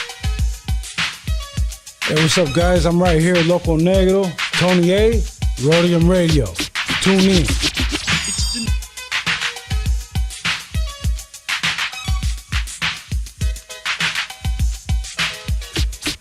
Yo, what's up? It's your boy MTO right here with Tony A. the Wizard on Roadium Radio.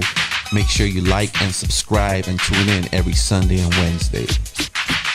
What's up, everybody? It's your homegirl Lovely, and I'm right here at Roadium Radio with my boy Tony A. the Wizard. Make sure you subscribe and check him out every Sunday and Wednesday. It's Nina Beretta with Roadium Radio and Tony A. the Wizard. Tune in Sundays and Wednesdays. Like and subscribe. What's up, everybody? This is the Puppet Master chilling with El Triste. Follow and subscribe to Roadium Radio with Tony A. the Wizard.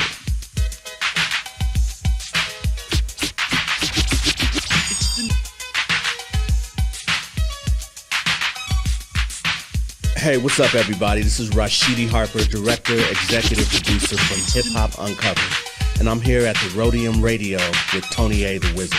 Stay tuned. Coming at you live through the harbor area, you got MC Pancho, the #1 Sancho, and you're checking out Roadium Radio with my man Tony A. the Wizard. Check it out. What's up? This is Ronan Gray. You're watching Roadium Radio with Tony A. the Wizard. Make sure to tune in every Wednesday and Sunday.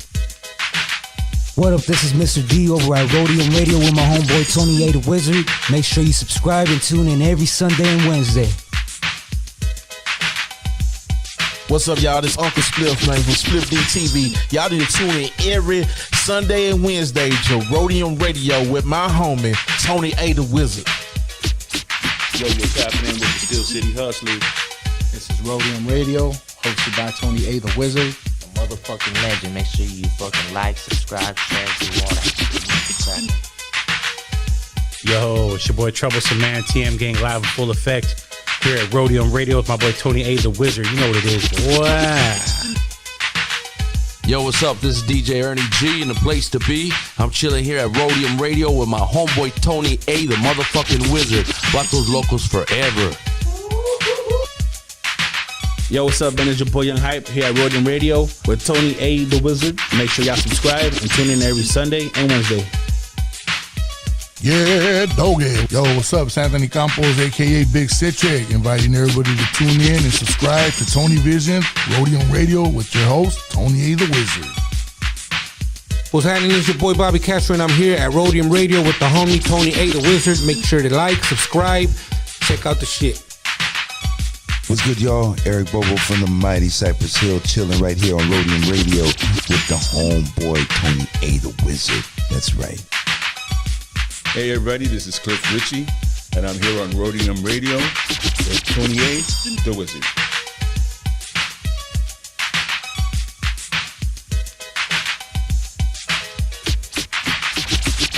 What's cracking? It's your homie Crazy Boy, Blue Rain Music. You tuned in to Roadium Radio with the homie Tony A. the Wizard. Tune in every Wednesday and Sunday right here. What's up, everybody? This is Dali C, the Trap Queen, and you guys are listening to Roadium Radio with Tony A. the Wizard. Make sure you guys tune in. Yo, what's up? This is DJ Bobby B, and you're live with Tony A. the Wizard on Roadium Radio. 1212 coming to you live from the Harbor area. DJ Ralph M rocking beats with my man Tony A. Rocking the SB 1200. Let's go.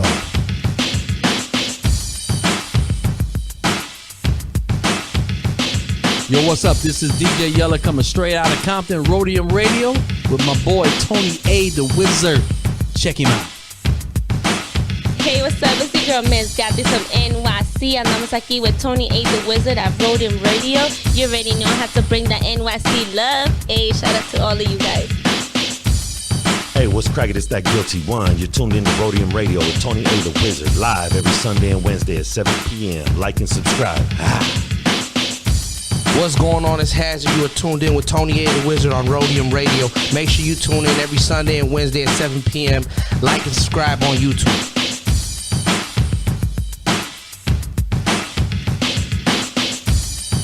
Yo, this is your boy Invincible, and you are watching the Roadium Radio Show with Tony A. the Wizard. Make sure you're tuned in and watching. Ooh-ah. What's up, guys? This is Isabella Soul, and you're tuning in with Tony A. the Wizard on Roadium Radio. Make sure to like, comment, and subscribe. What's up, guys? It's your girl J-Rox. I'm here on Roadium Radio with your host Tony A. the Wizard. I'll make sure to tune in on Sundays and Wednesdays, and don't forget to hit the subscribe button. Yo, what's up? This is Jose Homicide. You hanging out at Roadium Radio, hosted by Tony A. the Wizard. Like and subscribe.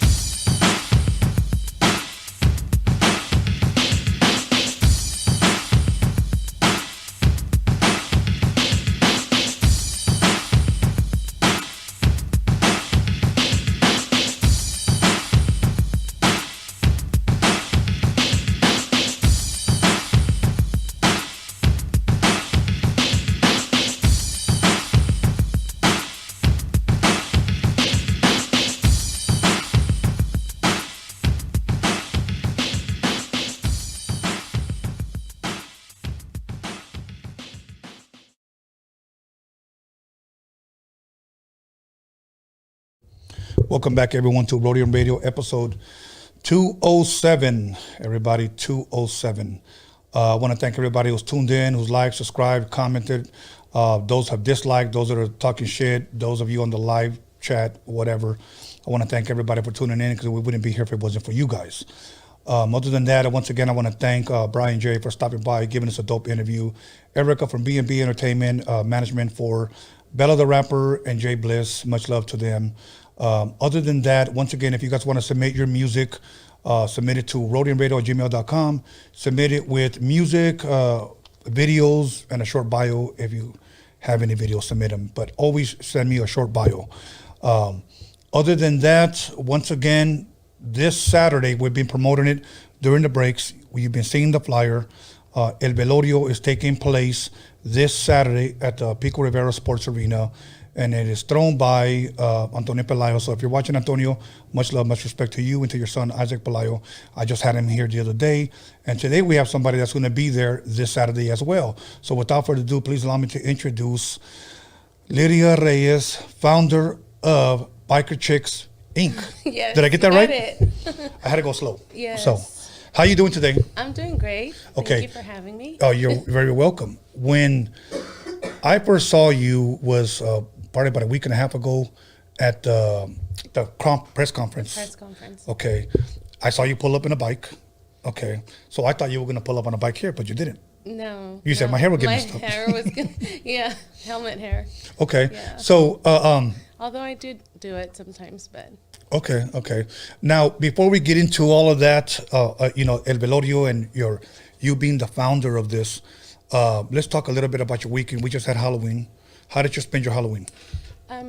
At a birthday party. It's my, a family member, her birthday. So we usually do that or go trick-or-treating with the kids. Okay, yeah. Trick-or-treating. Combination. Yeah. Are you a big Halloween fan? I am. There's years where I go all out. I've had the little haunted house, the maze, and just scare the kids from the neighborhood. But I like it. You know what? That's my favorite holiday out of all the years. And then comes Christmas. But I guess because I've always allowed my mom to dress me growing up for Halloween, that I never got to be what I wanted to be. Right. So now that I'm older, I'm kind of reliving like my elementary school years where I get to be the werewolf, Dracula, the mummy and all that stuff, good stuff. But are you a big sports fan? I am. Recently, I've been busy with writing, so I don't get into sports as much. Okay. But I grew up playing sports. I was always, on some team. I was either playing basketball, baseball. I played flag football with the boys growing up. I love, the LA teams. Yeah. Lakers, Dodgers. We go to the Dodger games every chance we get. So. Okay. Yeah. So are you a football fan at all? Football. I like football. Who's your team? My husband's watching the Rams. Okay. But all my Raider fans, friends, Okay. I like the Raiders No too. disrespect to the Raiders. No disrespect. Right? Okay. You know what? That's the least team that I like, and I have to always say that. There's a guy on ESPN named Stephen A. Smith, and he hates the Cowboys. Oh my! I always say I'm the metric of Stephen A. Smith because I hate the Raiders. That's funny. I actually loved the Cowboys when I was in middle school and all through high school. That was my favorite team. Well, and what mainly happened? all the good guys left, and then I'm sorry. We got more good guys. We got more. I was into Emmitt Smith and Troy Aikman. I mean, it was the greatest. Yeah, you know what? And I'm so thankful that my older brother took me to the old Cowboy Stadium to see those guys play. Yeah. Michael Irvin, the Moose, Deion Sanders. Deion Sanders, I had his shoes. Oh, yeah. I still have his jersey. I still have his jersey. Yeah. So now when I wear it, I just say it's throwback, but it's the original one. Yeah. So Dodger fan, I was just so pissed off that we lost to the Braves. Yeah. But as long as the Astros didn't beat the Braves. Exactly. So we're good. I'll let this one slide. They still haven't won. Yes. Laker fan? Big time. Laker fan. Okay, what about... Okay, I'm glad that we got LA teams here as far as football, the Rams, and I still call them San Diego. I don't care. Don't ask me about the chart. I still call them San Diego. Yeah. But are you a fan of either one of those teams being here? Not really. I mean, it's awkward. It's kind of weird. It is.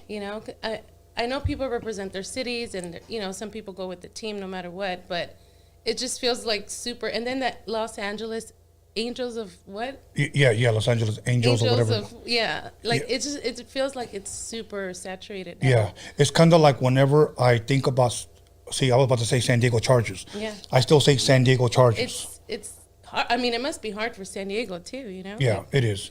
And I have friends that are Charger fans, and they're glad that they're here because they live here in LA, but they also say it sucks that they have to share a stadium too. So whatever. It's awkward, but But at least we have the work. People got jobs. We got 2 teams where at least eventually one of our teams will come here and play. There's a huge stadium. I mean, Yes. how grateful are we for that? Yes. My son went to the Chargers and Dallas game because he's a big time Cowboys fan like me. But he just said it was an amazing stadium. Okay. So it is. We yes. went to I was going to say the Raider game, but it was actually the Rams versus the Raiders. Oh, okay. And it felt like a Raider game because, Yeah, they took over. Yeah, they took over. It was a great experience. We got to sit we were literally on the grass area or whatever, the turf. Oh, that's dope. So it was nice, but it was a lot of Raider fans. Yeah, if they would have gave me free tickets, I probably would not have went. Really? So, yeah, I just cannot go to a Raider game. It's fun. You guys are going to hate me, but it's all good. Free gaming. Yeah. That's fun. So, okay, now let me ask you this. I'm a big time movie guy. You watch a lot of movies? I do. Okay. I do. I think that's one of the things that I enjoy doing besides writing. Yeah. Now, we'll get into your writing because I'm kind of curious on what you're writing. Yeah. But what does Lidia like to watch whenever you have free time to watch a movie? Well, here's the thing. I don't know about you, but I feel like recently there hasn't been a lot of movies, or if there is, you don't know about them. I found some great movies that I'm like, wait, when was this made? Yes. And I don't know I don't know if it's just me not paying attention or they're just not promoting it well. But I think probably a little bit of both. Right. Because I just saw a couple of movies I had no clue about, and I can't even think of them right now. But my main thing, and when I'm just sitting at home, and that's like it's literally locked in on 165, the Travel Channel. Right. I love everything scary. Like I love being scared. I relax, watching those stories and. Okay, I'll tell you. That's my thing. I'll tell you one, and if you guys haven't watched it, at least I recommend it. I think it's the scariest one out of all the Conjurings. It's the third one. The Devil Made Me Do It. Have you seen that one? I don't remember if I saw that one, but I'm still freaked out over the first one. Okay.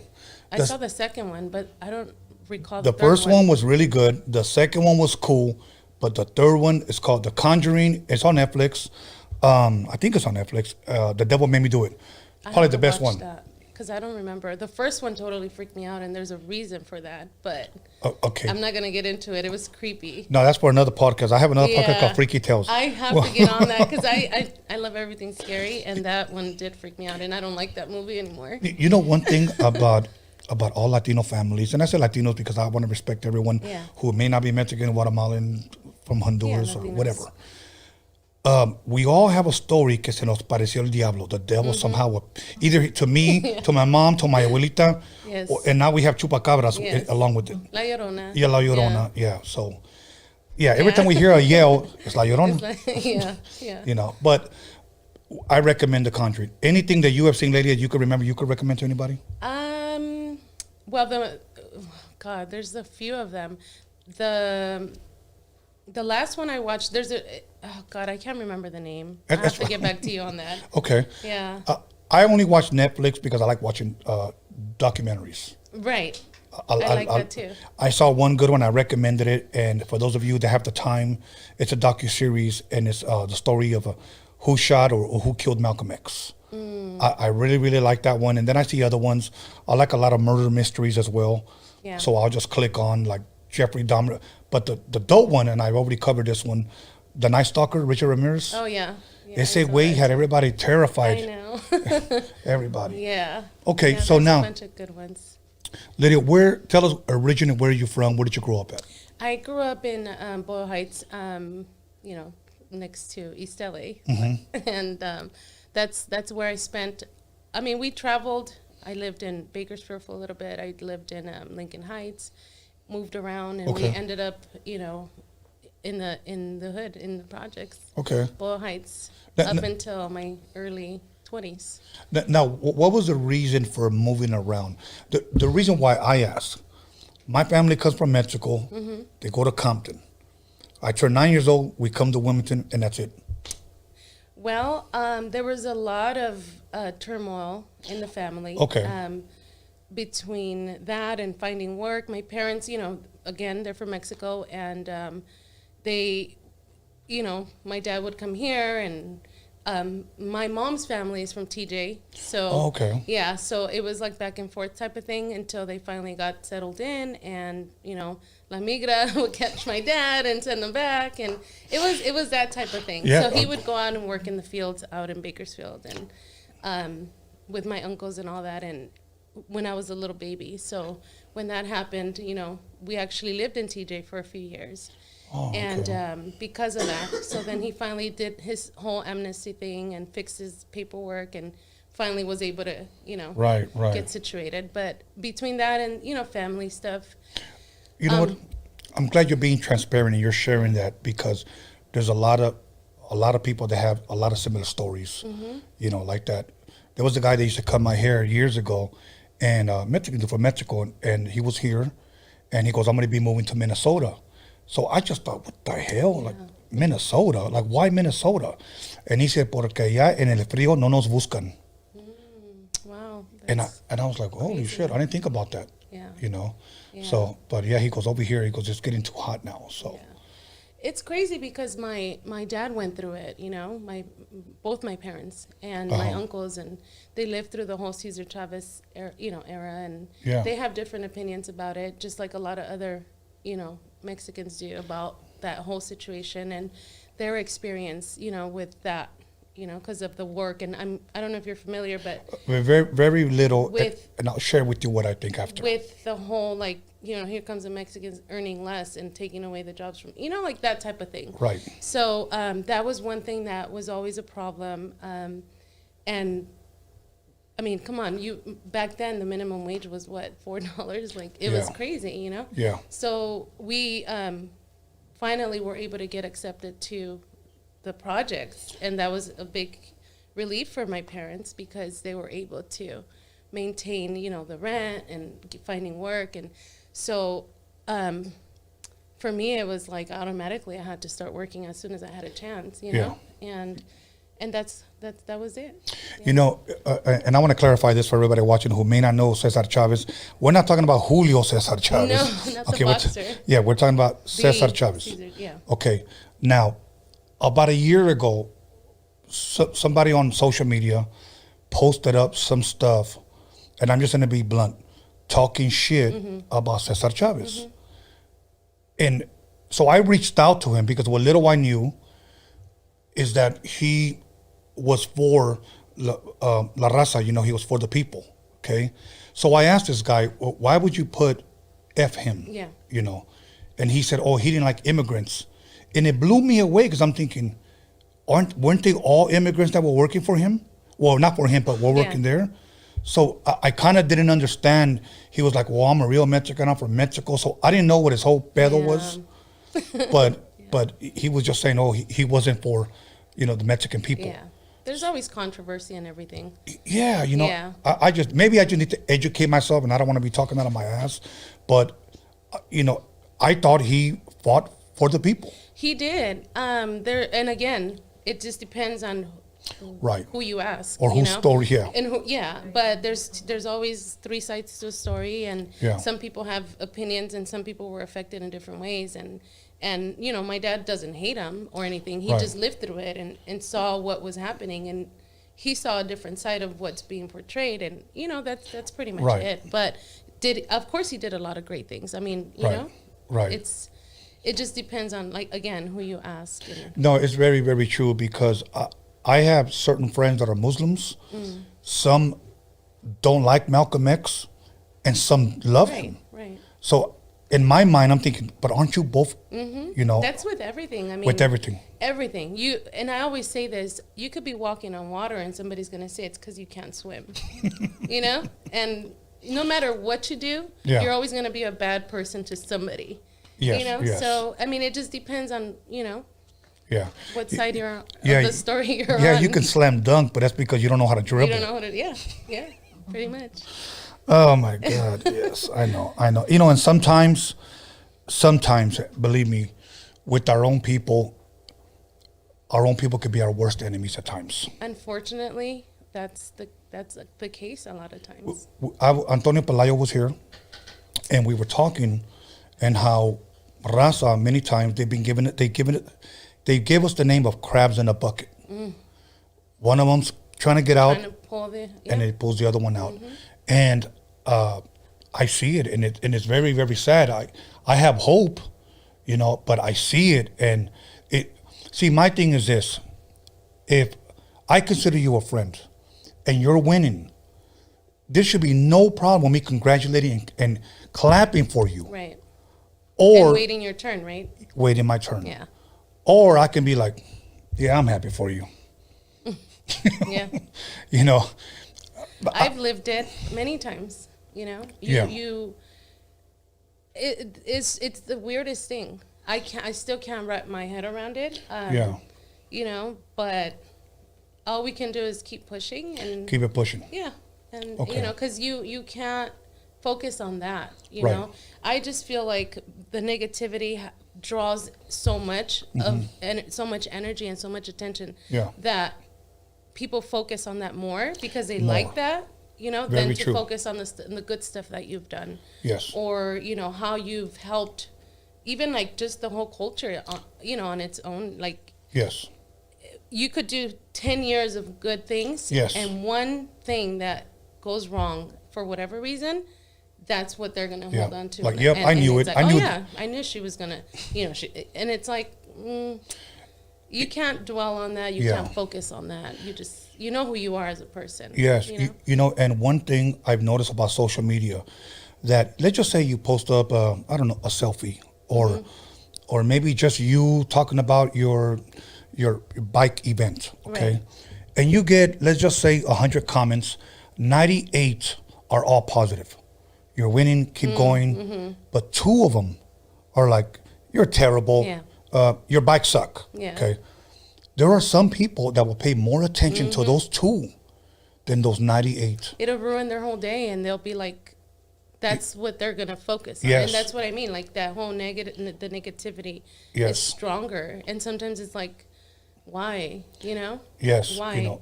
But I think that's human nature. I don't know, it's weird.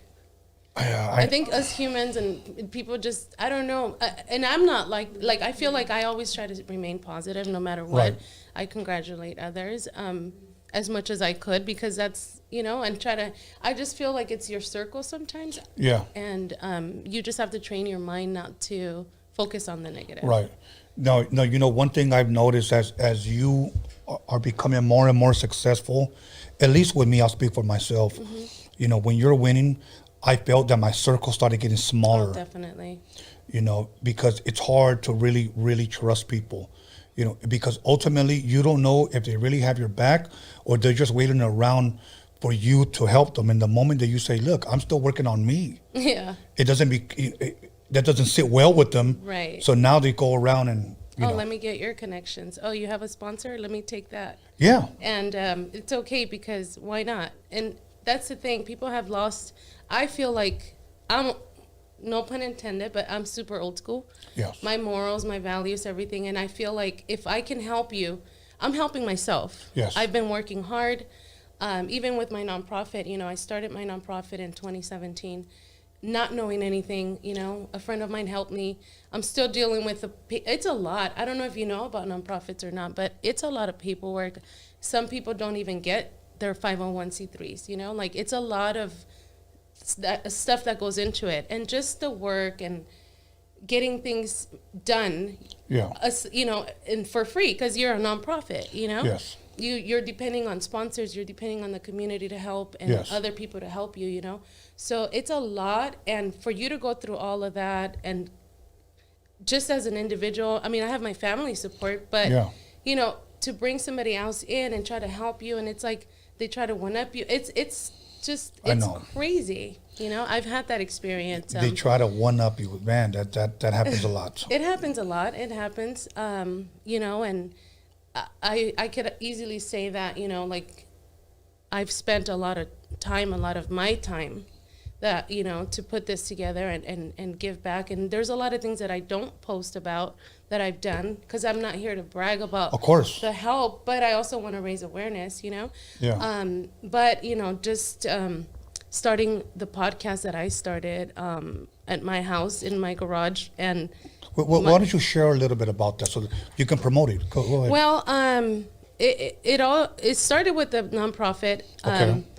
I've done little events here and there. I go to the Harley dealerships. I mean, I've been to just to help out baseball teams, dogs. I'm all about dogs. We used to have a dog business, and and I've always been about business. You know, like my husband has always been supportive, and so I've always tried to find a way to give back. When we had the dog business, you know, I worked super hard. I ended up being, you know, the dog whisperer, Cesar Milan. I was grooming his dogs. I was grooming like a bunch of celebrity dogs, doing charity events, grooming dogs for free so that I can, you know, help them get adopted, things like that. So I kind of carried that on to my the nonprofit. So that's why you see my sticker with the little dog on it. That's my dog Missy, because my main mission was to help either the dog community or whoever needs help, yes, you know? Yes. But, you know, it's me and my dog. That's, you know, that's me,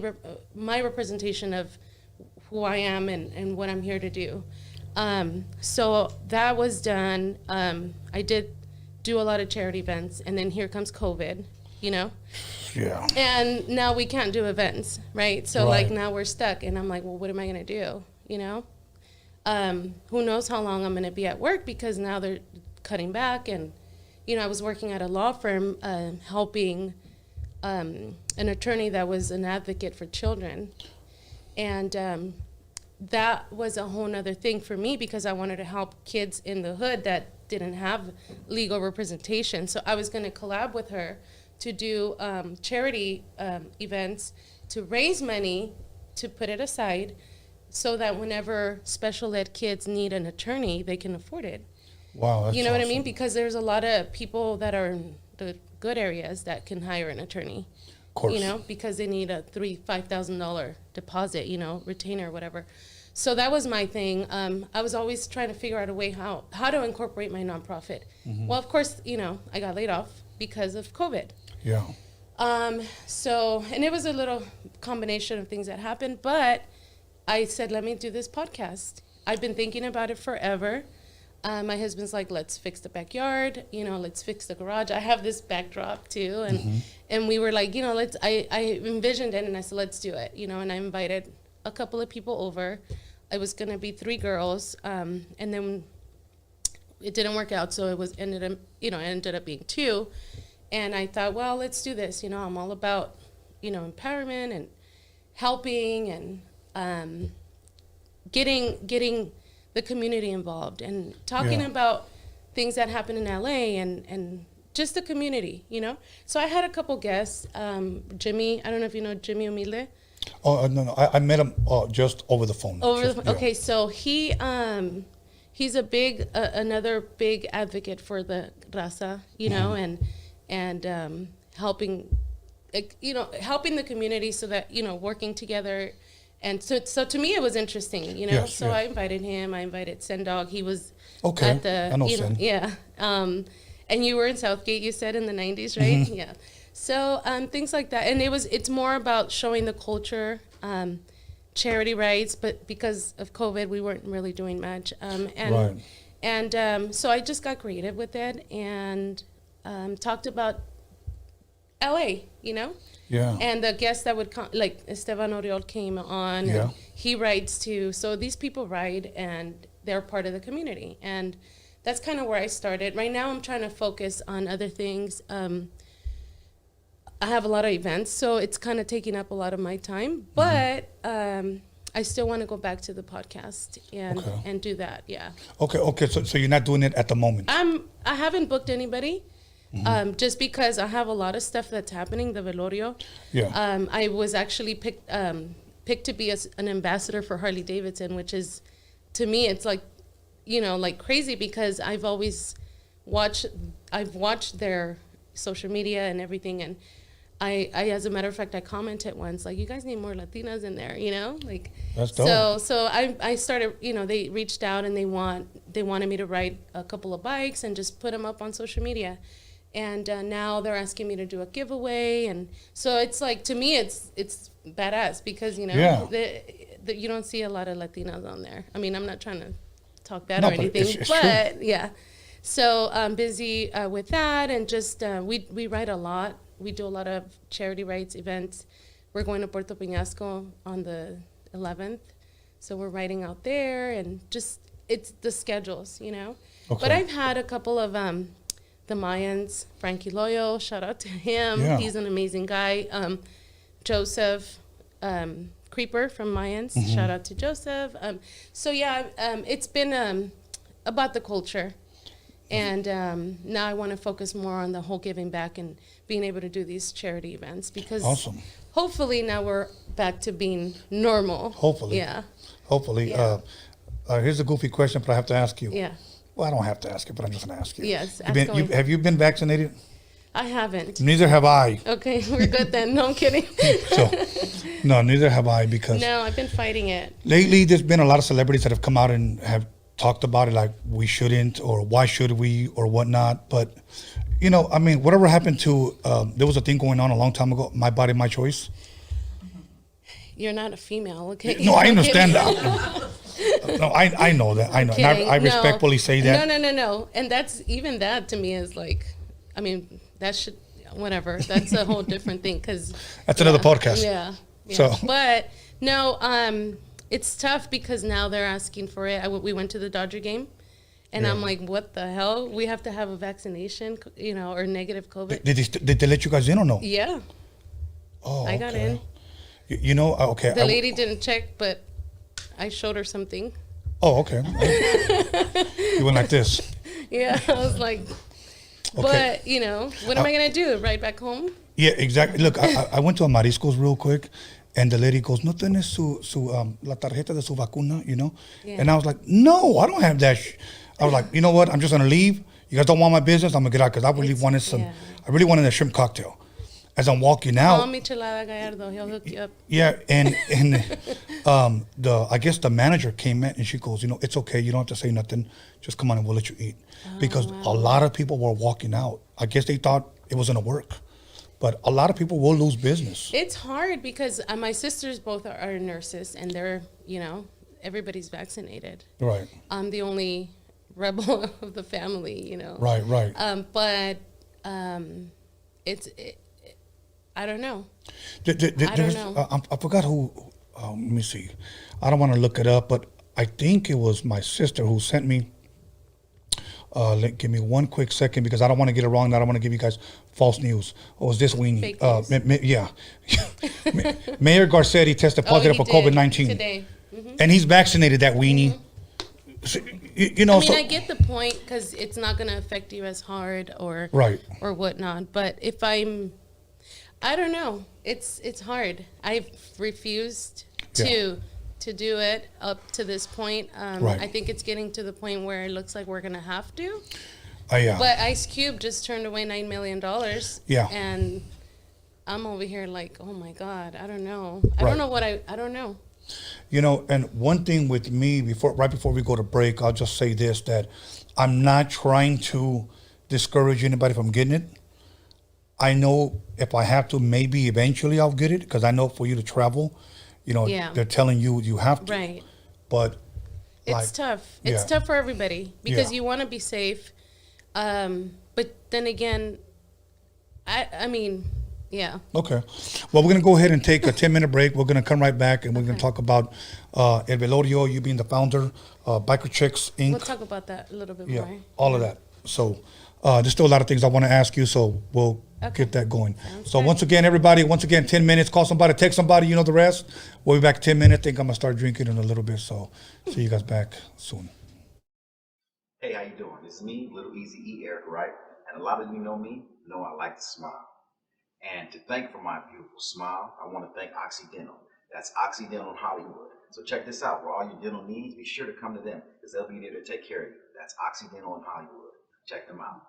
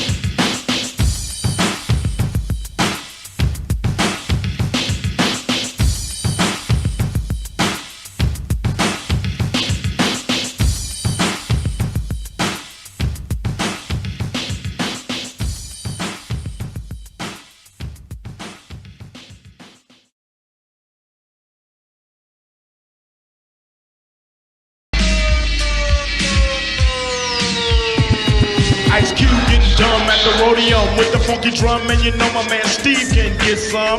With a fool like Tony A when he plays stupid dope shit by WA. You wanna spray? Dumb motherfuckers, no doubt. And sucker DJ, get the fuck out. Tony A. What did you say your name was? What did you say? Tony A. I have won 1 million battles. Lights, cameras, action sound. Give me that mic, I'm about to go down. Thinking of a master plan.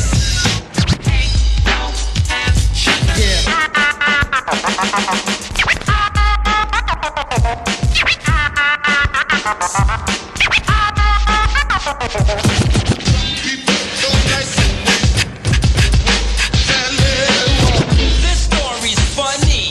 I met this girl and she had money. Yo, right about now, Dr. Dre is in effect. Cold tearing shit up with my man Steve at the Roadium swap meet.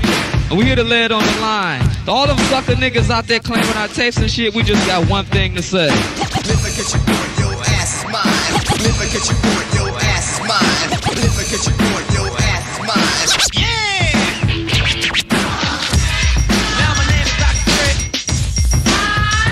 Now my name is Dr. Dre. Now my name is Dr. Dre. Now my name is Dr. Dre.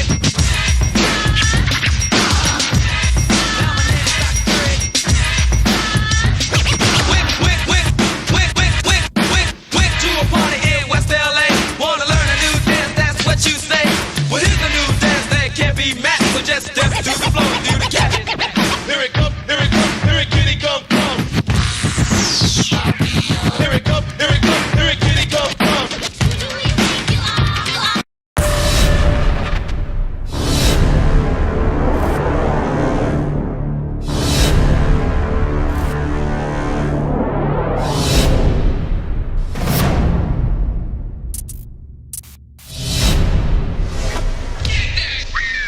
Yo, this is how I see it. Tony A chilling at the Roadium with my homeboy Steve. Be on the lookout for our new 12-inch. The shit is dope.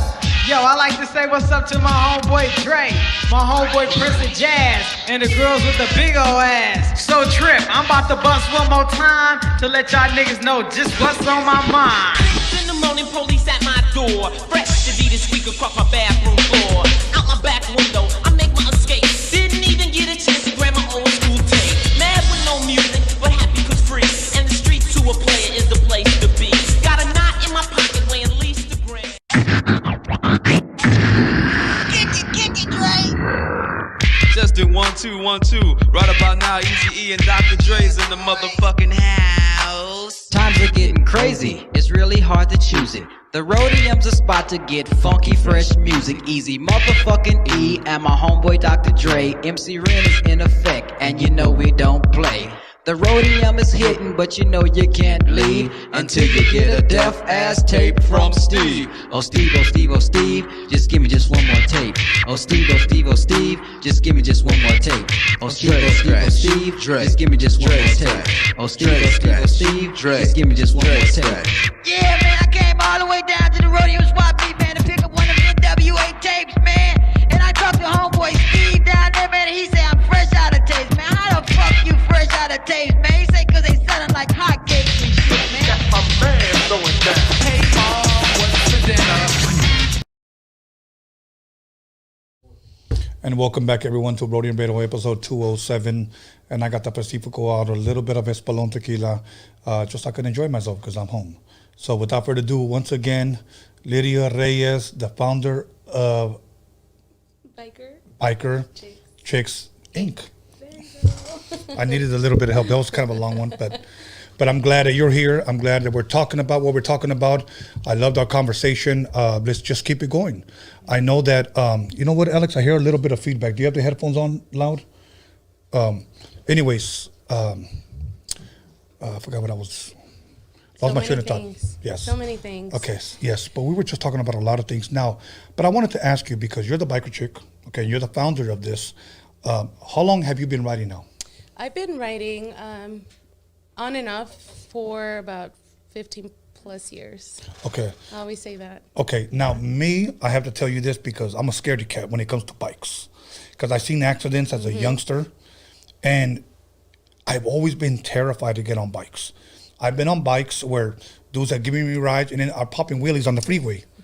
So they're trying to scare you. Yeah, and I'll be honest with you, I hate speed. You know, I don't know. Are you one of the ones that like to take off? No, I mean depends sometimes. But if it's safe, not because on a Harley you really can't do the stuff that you do on a sport bike. Right. But I love the thrill of just going fast. If I'm riding on the desert, like going to Vegas, whatever, I'll gun it. I'll see how far I can go before my mirrors close. Once they close and everything's coming off, then I'll slow down. You know.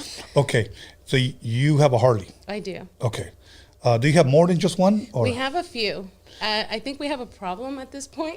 An addiction. An addiction, yeah. But we do have a few, but we've worked so hard over the years. You know, my husband collects them. Like, you know, that's his, he's got, we have 2 choppers. So our goal is to have 2 of each. 2 choppers, 2 Cholo-style bikes with the big old apes. Oh, okay. And 2 cruisers, you know. Okay, see, I don't even, to me, a motorcycle is a motorcycle. It's because I shamefully admit I'm ignorant to motorcycles. Well, you're not into them. Right. Yeah, right. it's understandable. I'm not. So, but we do have an addiction. Probably. See, when I think about how do you call those? The ape hangers? The throttle? No, the one you just finished saying you had. The sport bike? No. The Cholo style? That one. Okay. I think of Richie Valens' brother from La Bamba. Oh, yeah.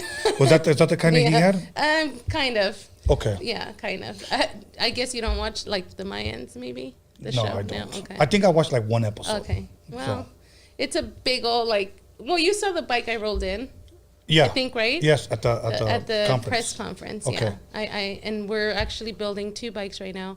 I've gotten into actually putting the bikes together, and I'm getting more involved in that too. And I love everything about it. You know, just the culture, and not just me getting on a bike taking pictures. I'm talking about, you know, knowing what goes on the bike. If there's, you know, and just the building process is exciting for me because I love everything that has to do with like the paint and the wheels and, you know, all of that. I got so much into it when I had my, I called it the mermaid bike built. And now I'm getting more and more involved with that process too. Okay. So, you know, I'm going to be honest with you, and please don't get upset at me. There'd be times that I'll be watching like a game or something, and then I'll hear somebody, rah, rah, rah, and I'm like, motherfucker, who in the hell? Like, I can't stand that sound. I don't do that ever. But I'm kidding. But I know for some people that's a beautiful sound. It's a beautiful sound. Are you kidding for me? me, it's an annoying. I want to like, pop, get the fuck out. You know, and I'm being sarcastic. So. Oh God. But yeah, I and my homies got Harleys. Yeah. But now let me ask you, for those that may not know, as far as Harleys, how expensive can they get? Because I know they are expensive. Oh my God, it just depends on how far you want to go with it. You can get a cheap bike, $5,000-$6,000 and look good, or you can go up to whatever. You know, there's really no end to what you can do with it, unless, I mean, we were at a show last weekend, the Fishtail show, great show in Long Beach. All these bikes that were there, I mean, it's mind blowing. All the work, the detail that goes into them. Yeah. One bike in particular was like spinning, you know, on the little thing, and somebody offered the guy $200,000 for that bike. Wow. And he said he had to think about it. You know? Okay. So it's worth $200,000 to somebody, you know? Okay. To some other people, it might not be. Right. Yeah. Now, I ignorantly asked this because I don't know. Is there $1 million bike? I'm sure there is if somebody's willing to pay $1 million. Okay. But I guess it would be what? Top of the line, or? It would probably be something, I would think that it'd probably be something like if somebody owned it, that has more sentimental value. Oh, okay. Maybe if that's the price that they're putting on that bike, you know, if the performance and everything. There's bikes that are $60,000, $80,000. You know, it just depends on the work, who's working on the bike, the paint job. If it's a legendary painter, you know, somebody that you can't even go to anymore. You know, like things like that. I don't even think about that. Yeah. Yeah, there's a lot that goes into this. It's an art. You know, this is artwork. And that's the reason why, you know, I feel excited about this weekend, because we get to display the different artwork, all the stuff that these people put into the bikes, you know, different artists, different builders, you know, different shops. that's one thing about the motorcycle community. Everybody takes pride, just like the lowrider community. Yes. They take pride in their work, and you respect that, just to see the passion and all these builders, you know, come up with ideas and come out with different styles, and to see that and be a part of it, it's a feeling that you can't really explain, because you're living it, and the fun part for me is that I get to ride the bike. I don't necessarily want a bike that's gonna sit there and look pretty, you know, that you can't even ride. So I try to keep it in the middle, you know. But I do have a bike that I really don't ride ever, because it's a pain in the ass, literally. Really? It's a chopper, yeah, and we're gonna start riding that again, because my husband finally got his chopper back, and it's, you know, the long ones. Right.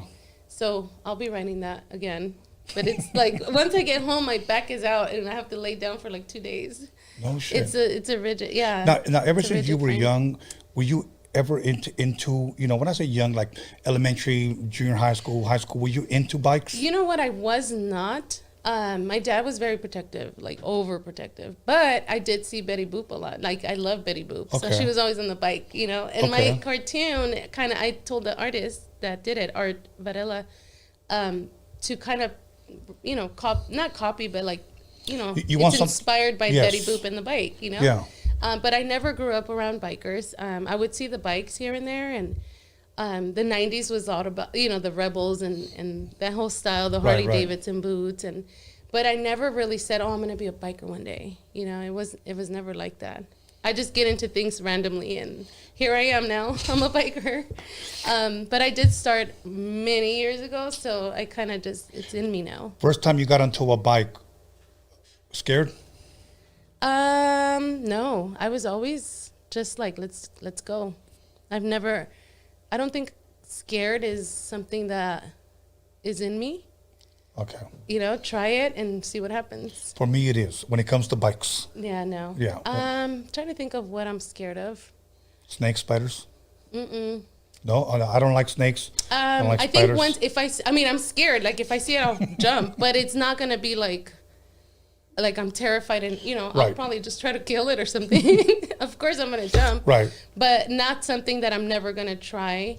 I don't think that's, okay. I'll try anything once. Okay. Yeah. Now, you said founder of this. Nonprofit organization. Yes. Yeah. So, how many people are a part of this, you know? Well, throughout the years, it's been rough. Okay. Because people have come in and out, just like any other business. Yeah. You know, you in and out. I've been the person that's been behind it 100% of the time, making it work. My husband is my backbone, so he helps me a lot. I have my sister, helps me a lot. My brother-in-law, that's, you know, with my sister, Karina Chato, my husband Edgar. So they, you know, a lot of people have helped me throughout the time. Right. It's a literally, it takes a village, right? But to say that who started it or who's been, you know, like, if it's mainly like my crazy idea, you know? Right. And there's people there that, okay, let's go, you know, like, she wants to do this now. So we're doing this, yeah. Okay, now, how did it come to happen? How did it come to pass that Antonio asked you to be a part of this or to be a part of El Velorio? We have a mutual friend. I've known about Antonio for years, and I've been to many of the Velorio events. And then one time they asked me to collaborate with him and Steven from Stella Cycles. He, asked me to do a collaboration on a bike raffle, and then that kind of led into something else. We ended up doing a biker camp fest out in Joshua Tree, and Antonio wanted to do something together. The bike raffle didn't happen. COVID, like, again, you know, and all of that. So we kind of put that on the back burner. And then he started planning. He wasn't going to do the Velorio this year. And Steven told me that, you know. So we started planning another event, the bike raffle that Steven wanted to do. Started planning that. And all of a sudden, it's like, hey, you want to be a part of a Velorio? We're doing it after all. I'm like, what the hell? Okay, let's go. Right. So he asked me just randomly, you know, we want to have a lowrider and bike show. Do you want to be a part of it? And I swear to God, I was like, I jumped up. Let's go, you know. Amazing, you know, amazing opportunity. You know, I know, once again, I know this is a dumb question, and I'm asking ignorantly. Yeah. Does it take a long time to shine up those bikes and get them all clean? Let me ask my husband. I don't know. I don't like doing that at all. He gets a guy to come out. We have a few friends that have now become friends. Okay. Detail guys, and they like all that. I hate car washes. I hate gas stations, and I hate cleaning bikes. Okay.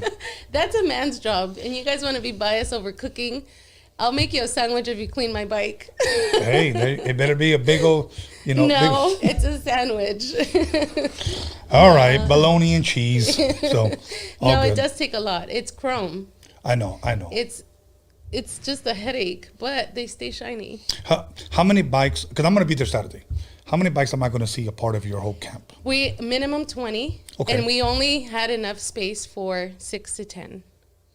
Because the space that I have is very limited. So we, it's not going to be a bike show like a convention center bike show. It's going to be like where we have an altar, and then we have. So my first thought was, we own a bike that belonged to a friend of ours that passed away.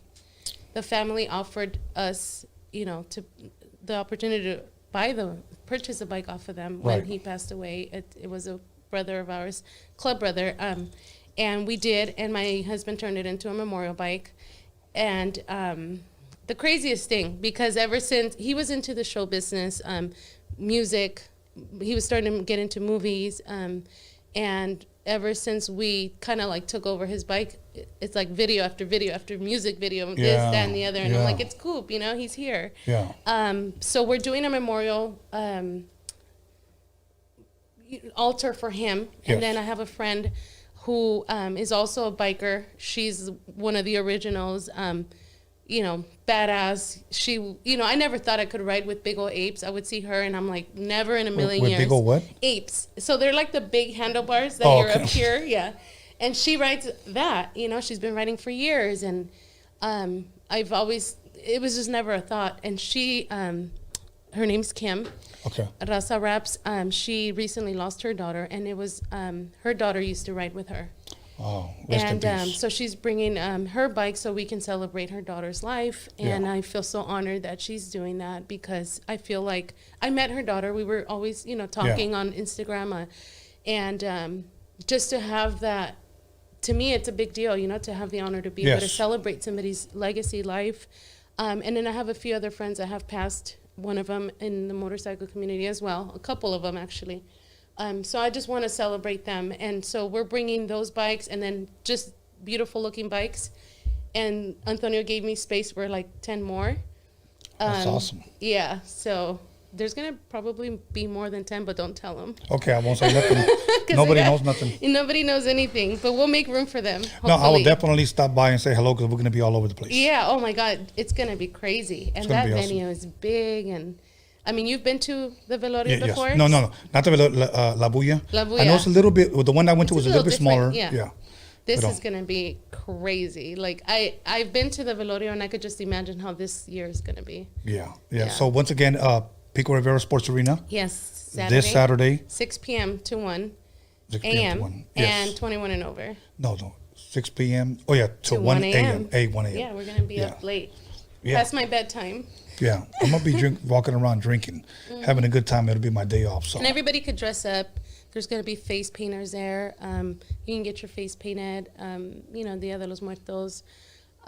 Food, music, El Daza. Trish is going to perform. Yeah. It's going to be pretty nice. It's going to be awesome. Yeah. And Danny's going to be there? Danny, Trejo, Alicia. I mean, amazing people. They're going to be there. Dope. Can't wait. Can't come soon enough. Yeah.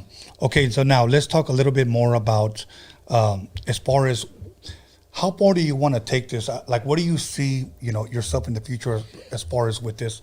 I at first, I'm not gonna lie to you. At first, it was I was a little embarrassed, I want to say, of it, just because I just felt like it was a dumb idea.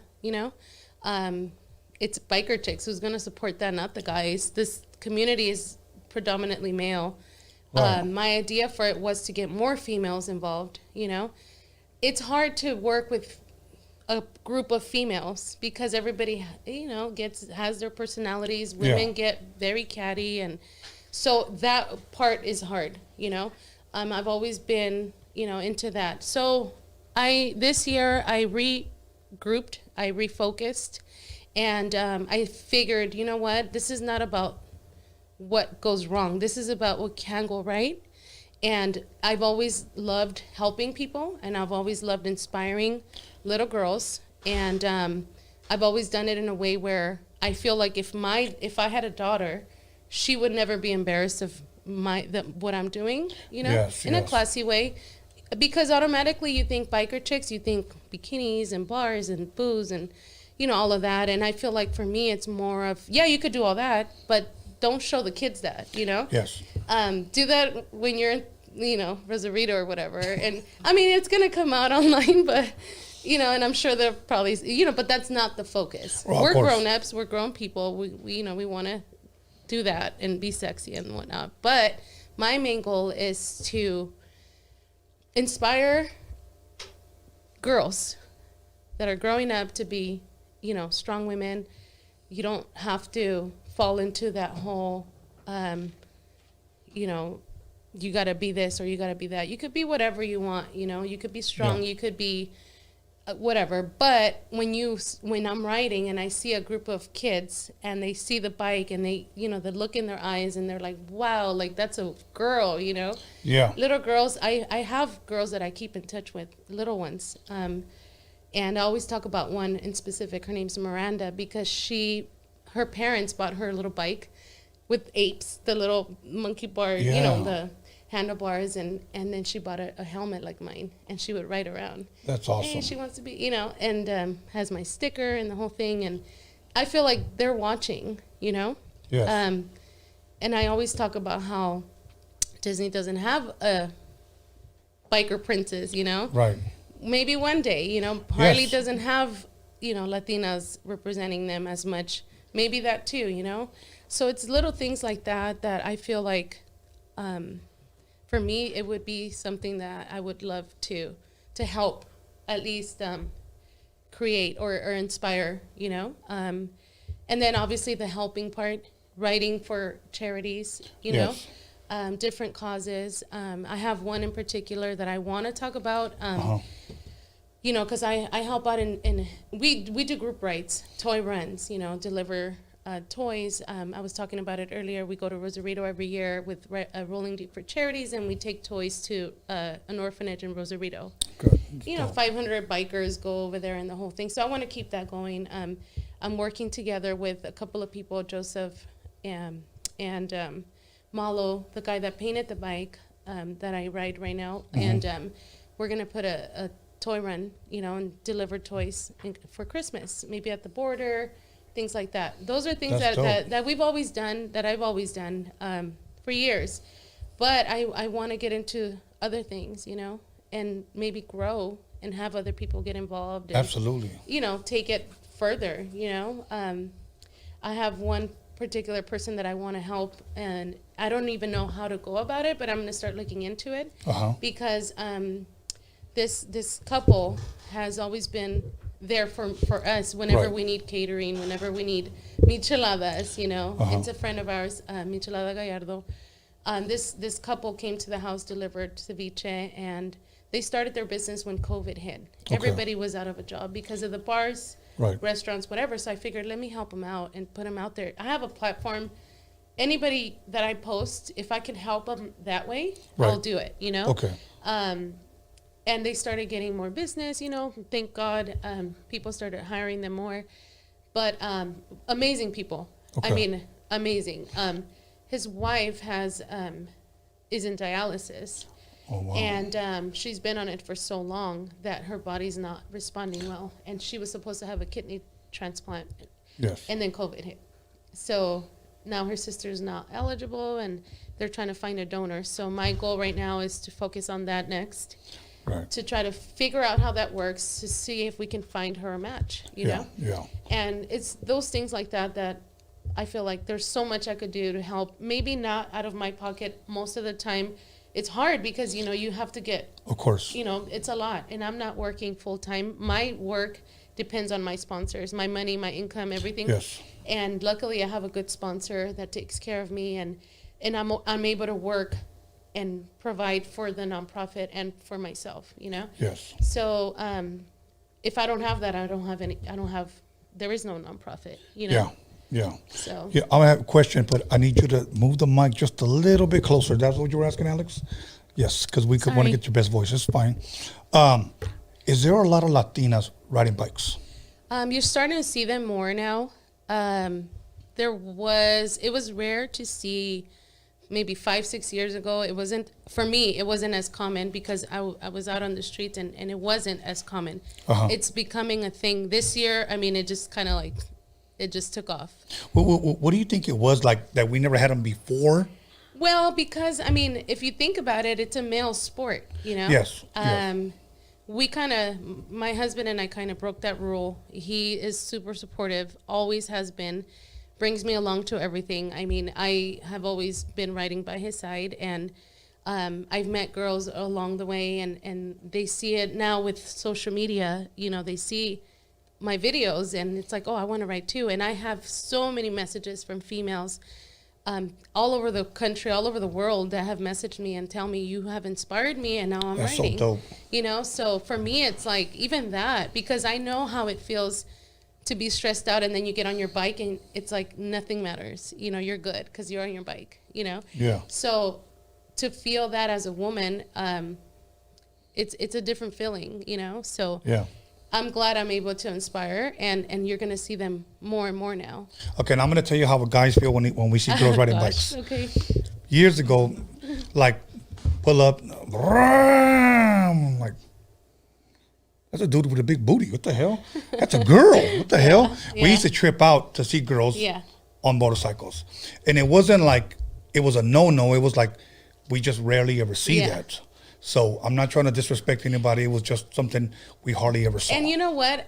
When I first started writing, you didn't have much of a selection when it came to the clothing, to what you could wear, because a lot of the clothing was more for like guys, you know? What do you mean clothing? Like the gear that you wear, jackets, boots, pants, whatever. See, once again, I'm totally ignorant. So there's a uniform? Well, there's not a well, okay, so for instance, like when you have the sport bikes, you know, you have that gear that you wear. Okay, so, I get it. Okay, so when I started with my sport bike back in the day, you have to wear the big old jacket. And I mean, they try to make it as feminine as possible. Okay. But it was hard to tell if it was a girl or a guy. See, yeah. There you go. And over the years, I've always been that person, like, I'm still going to look girly, and I'm still going to rock my hair, and I'm still going to ride. And, you know, and I try to be me, but switch it up a little, you know, just to be more feminine. Yes. So you're starting to see that more now, you know? Good. That's dope. Because it was always like, wear your gear. And then I'm like, no, that's too manly. I don't want to wear that. So we switched it up a bit. Okay. I think it's getting to that point where you'll know that it's a girl. Okay. Not to say that, because everybody gets offended for everything. I know. I'm just talking about a specific type of, you know. With this generation, we're walking on eggshells. Yeah, all the time. Somebody's going to get offended because I say they don't look feminine. I don't know. But you know what I mean. Yeah. I mean. It's my personal, you know. That's just the way you see it. That's the way how I saw see it. it. Like, you know? sometimes I couldn't tell. So like, what the hell? That's a girl. Like, it wasn't that it was wrong. It was just that we tripped out because we hardly ever saw it. So yeah, I get when it. I was riding the sport bike, the crotch rocket, I met a couple of girls, and just to make it a little more feminine, you know, we looked like Power Rangers. You know, I was the Red Ranger, and I had all my red stuff, the red bike, and then the girl, one of the other ones was a blue, everything blue, and then the other one was pink. So, you know, the helmet was pink, the bike was pink, and that's how we rolled. And, you know, it was, I mean. Well, you know what? Maybe one day, is it possible for you to sell your own gear? I'm going to work on that. I'm working on a few projects. I held back a lot just because there was things that I focused on that were not this. But this year I decided I'm going to focus on my stuff, and there's no telling how far I could take it. You know, Yeah. there's gear, there's books, there's classes, I mean, just with Harley alone, they're giving me gift certificates to give out for, you know, people to learn how to ride. So, wow, you know, things like that to be able to help out. And, Yeah. and you know, I want to take it to that level. Awesome. Okay, we come to the close to our end of our interview, but I wanted to ask you, is there anything that I didn't ask you or anything you want to bring up, anything you want to say, anybody you want to diss, whatever? No, we try to keep it positive. You know, you're always going to have trials and tribulations. You're going to have people that don't like you for whatever reason, you know. Sometimes for no reason. For no reason, yeah. There's something about me that they see. I try to, you know, they see this Instagram person, and then they meet me, and it's like, wow, you're not that crazy person, mean person, Yes. whatever they picture in their head. You know, when then they finally get to know me, I'm okay with that. You know, the people that know me, if I get to know you and you know, and you get to know me and my husband, my family, only certain people know what I'm really about. Then you'll know, you know, but in the meantime, just, you know, stay tuned, and I'm trying to do the best that I can. I've always tried helping people out, even if I don't succeed and they get mad and they, you know, feel like I did something wrong. It's okay. I helped as much as I could, and I'm going to continue doing it. Awesome. You know? Awesome. You know, one thing that I want to say is this, that your phone is going off, bro. One thing that I want to say is this, that I'm glad you brought that up, that people see you on social media and they think of you a certain way. Okay. I want to touch on that a little bit, because there was this one individual that I didn't know, but I will always look at his social media, and I, how would you say, I shamefully admit this. I judge this person on their social media. This motherfucker thinks he's hard. That was my mentality. Este cabrón se cree mucho. You know what I'm saying? Yeah. I finally had the opportunity to meet him. I saw him, and I said, I'm just gonna walk up to him and talk to him. And let me tell you something. He was probably, and I'm just being 100, one of the most humble people I've ever met in my life. Very, very kind. Yeah. And one day we sat down and had dinner together, and cause we talk a lot now. And I told him how I felt, and he told me this: a lot of people feel that way about me. Because I don't know what it is. He said, I don't know what it is. So I guess I share that to say this, that many times before we judge somebody by their social media, next time you see them, walk up to them. Yeah. You know. I think social media is what it is. Yeah. It's you know, you're being social, you're posting your stuff, you Yeah. know. My whole, I guess you could call it alter ego, when I jump on that bike. Yeah. You know, that's one person. I have multiple, you know, I don't want to say personalities because I'm going to sound like a crazy person, but I have multiple me's. Like, there's the person at home, and then there's a person with family, and then there's the businesswoman, you know, and then there's, you know, when I get on my bike, it's like, it's a whole different feeling. And my social media is mainly about writing, and who doesn't look like a hard ass on a big ass bike, you know, and mean mugging, and that's just how you feel when you get on that bike, you know, and but that's not like, like you said, don't judge somebody just by what you see, because there's so much to my story that nobody knows about. Just this year alone, I've lost a loved one in the middle of turmoil, and people turn their backs on me, you know, and in the middle of all of that, but then, you know, it's like, nothing's gonna define you. It's what you allow, you know. Yes. And I'm not gonna allow other people's opinions to define me, and I'm just gonna keep going. And absolutely, that's all I could say. You absolutely, know? And that's why I believe these interviews are very important, because people can see your heart. People can see you. People can get to know you through interviews. Yes. Yeah. You know, absolutely. we're human. We're trying our best. Yes. You know. You know how many people, and I'll say this in closing, how many people have called me whenever I had a certain guest, whether it's a guy or whether it's a girl. Fuck that dude. Be careful with that dude. Fuck that bitch. And I'm just being transparent. Yeah, of course. Because that's the way they come at me. And I'm like, really? One time they painted a horrible picture of a female. When she came in, she was the sweetest thing. And I'm like, okay, either she's fooling me for one night, but she continued, and no, this girl is genuine. And it goes back to the Cesar Chavez comment that I made earlier. It depends on your perspective of that person, You could be a God to somebody, and you could be a demon to someone else. Right. It's their perspective. It's not your responsibility to carry that. Yeah. And that's, I'm sorry, that's how you feel, Yeah. And I try to be that way with people as well. And I think to a fault, I tend to fall in love with people too fast. Yeah. And I want to see that good side in them, and I always try to help, and it backfires sometimes. Yeah. But there's a lot of times when it doesn't, and I always say I'm going to try it, and until they turn out to be somebody that I can't deal with, then I'll, keep them at arm's distance. Yeah. Okay. Once again, shout outs. Anybody you want to, whatever? My husband, my wonderful husband. Awesome. SoCal Stops one. Okay. He's the most amazing person, very supportive. My family, my little ones, they're watching. They know who they are. Oh, I'm sorry for the bad language. I didn't know. Yeah, no. I say them. I say those words. You got to keep it real. Just all my friends, the real ones. And Antonio Pelayo, especially him. Yes. For having me, and for Thank you. getting this interview. Yeah, for from me. another And Antonio. yeah, my dad's Antonio too. So sure. my brother, and All there's good. a lot of Antonios in my life. Good. And we'll Thank see you Saturday. We'll see you Saturday. Anybody want to come out to meet her, see her bike, get a ticket? El Velorio. El Velorio. This Saturday. The time again? 6 p.m. 6 p.m. to 1 a.m. 1 a.m. At Get your tickets at Ticketon. Ticketon. Okay. .com. Yes. Or I believe, Antonio said, I believe, don't quote me on this, I believe you could buy your tickets there as well. You can at the door, I think. Okay. I'm pretty sure. It's going to be dope. It's going to be off the hook, off the chain, off the gancho, however you want to say it. Yeah. Make sure you guys are there. So once again, Antonio Pelayo, Isaac Pelayo, everybody that's going to be there.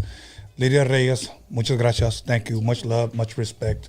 Then my shout outs now. First and foremost, I'm going to give a shout out once again to Erica B&B, who's been a super, super dope friend to me. Who's been there for me no matter what in a short amount of time that we've known each other. Much love, much respect to her. Her management, managing Bella the Rapper, Jay Bliss, and get at her, you guys. Alex Cervantes Enterprise, 81 on Instagram. He'll fix your hoopty if it needs to be fixed. My son, B. Scanless, for helping me promote this. Anthony, the Hip Hop Jedi. And anybody that I didn't mention is because I probably didn't want to mention you. But anyways, other than that, we'll be here Sunday. And I am going to sneak in a Dining with the Wizard sometime this week. So be looking out for that. Make sure you like, subscribe, comment, hit the notification bell button for future contents, and be the first to log in and talk shit when we go through Dining with the Wizard. So other than that, Lidia Reyes, muchas gracias. Thank you. See you Saturday. Thank you. See you. And we're out of here. Yes.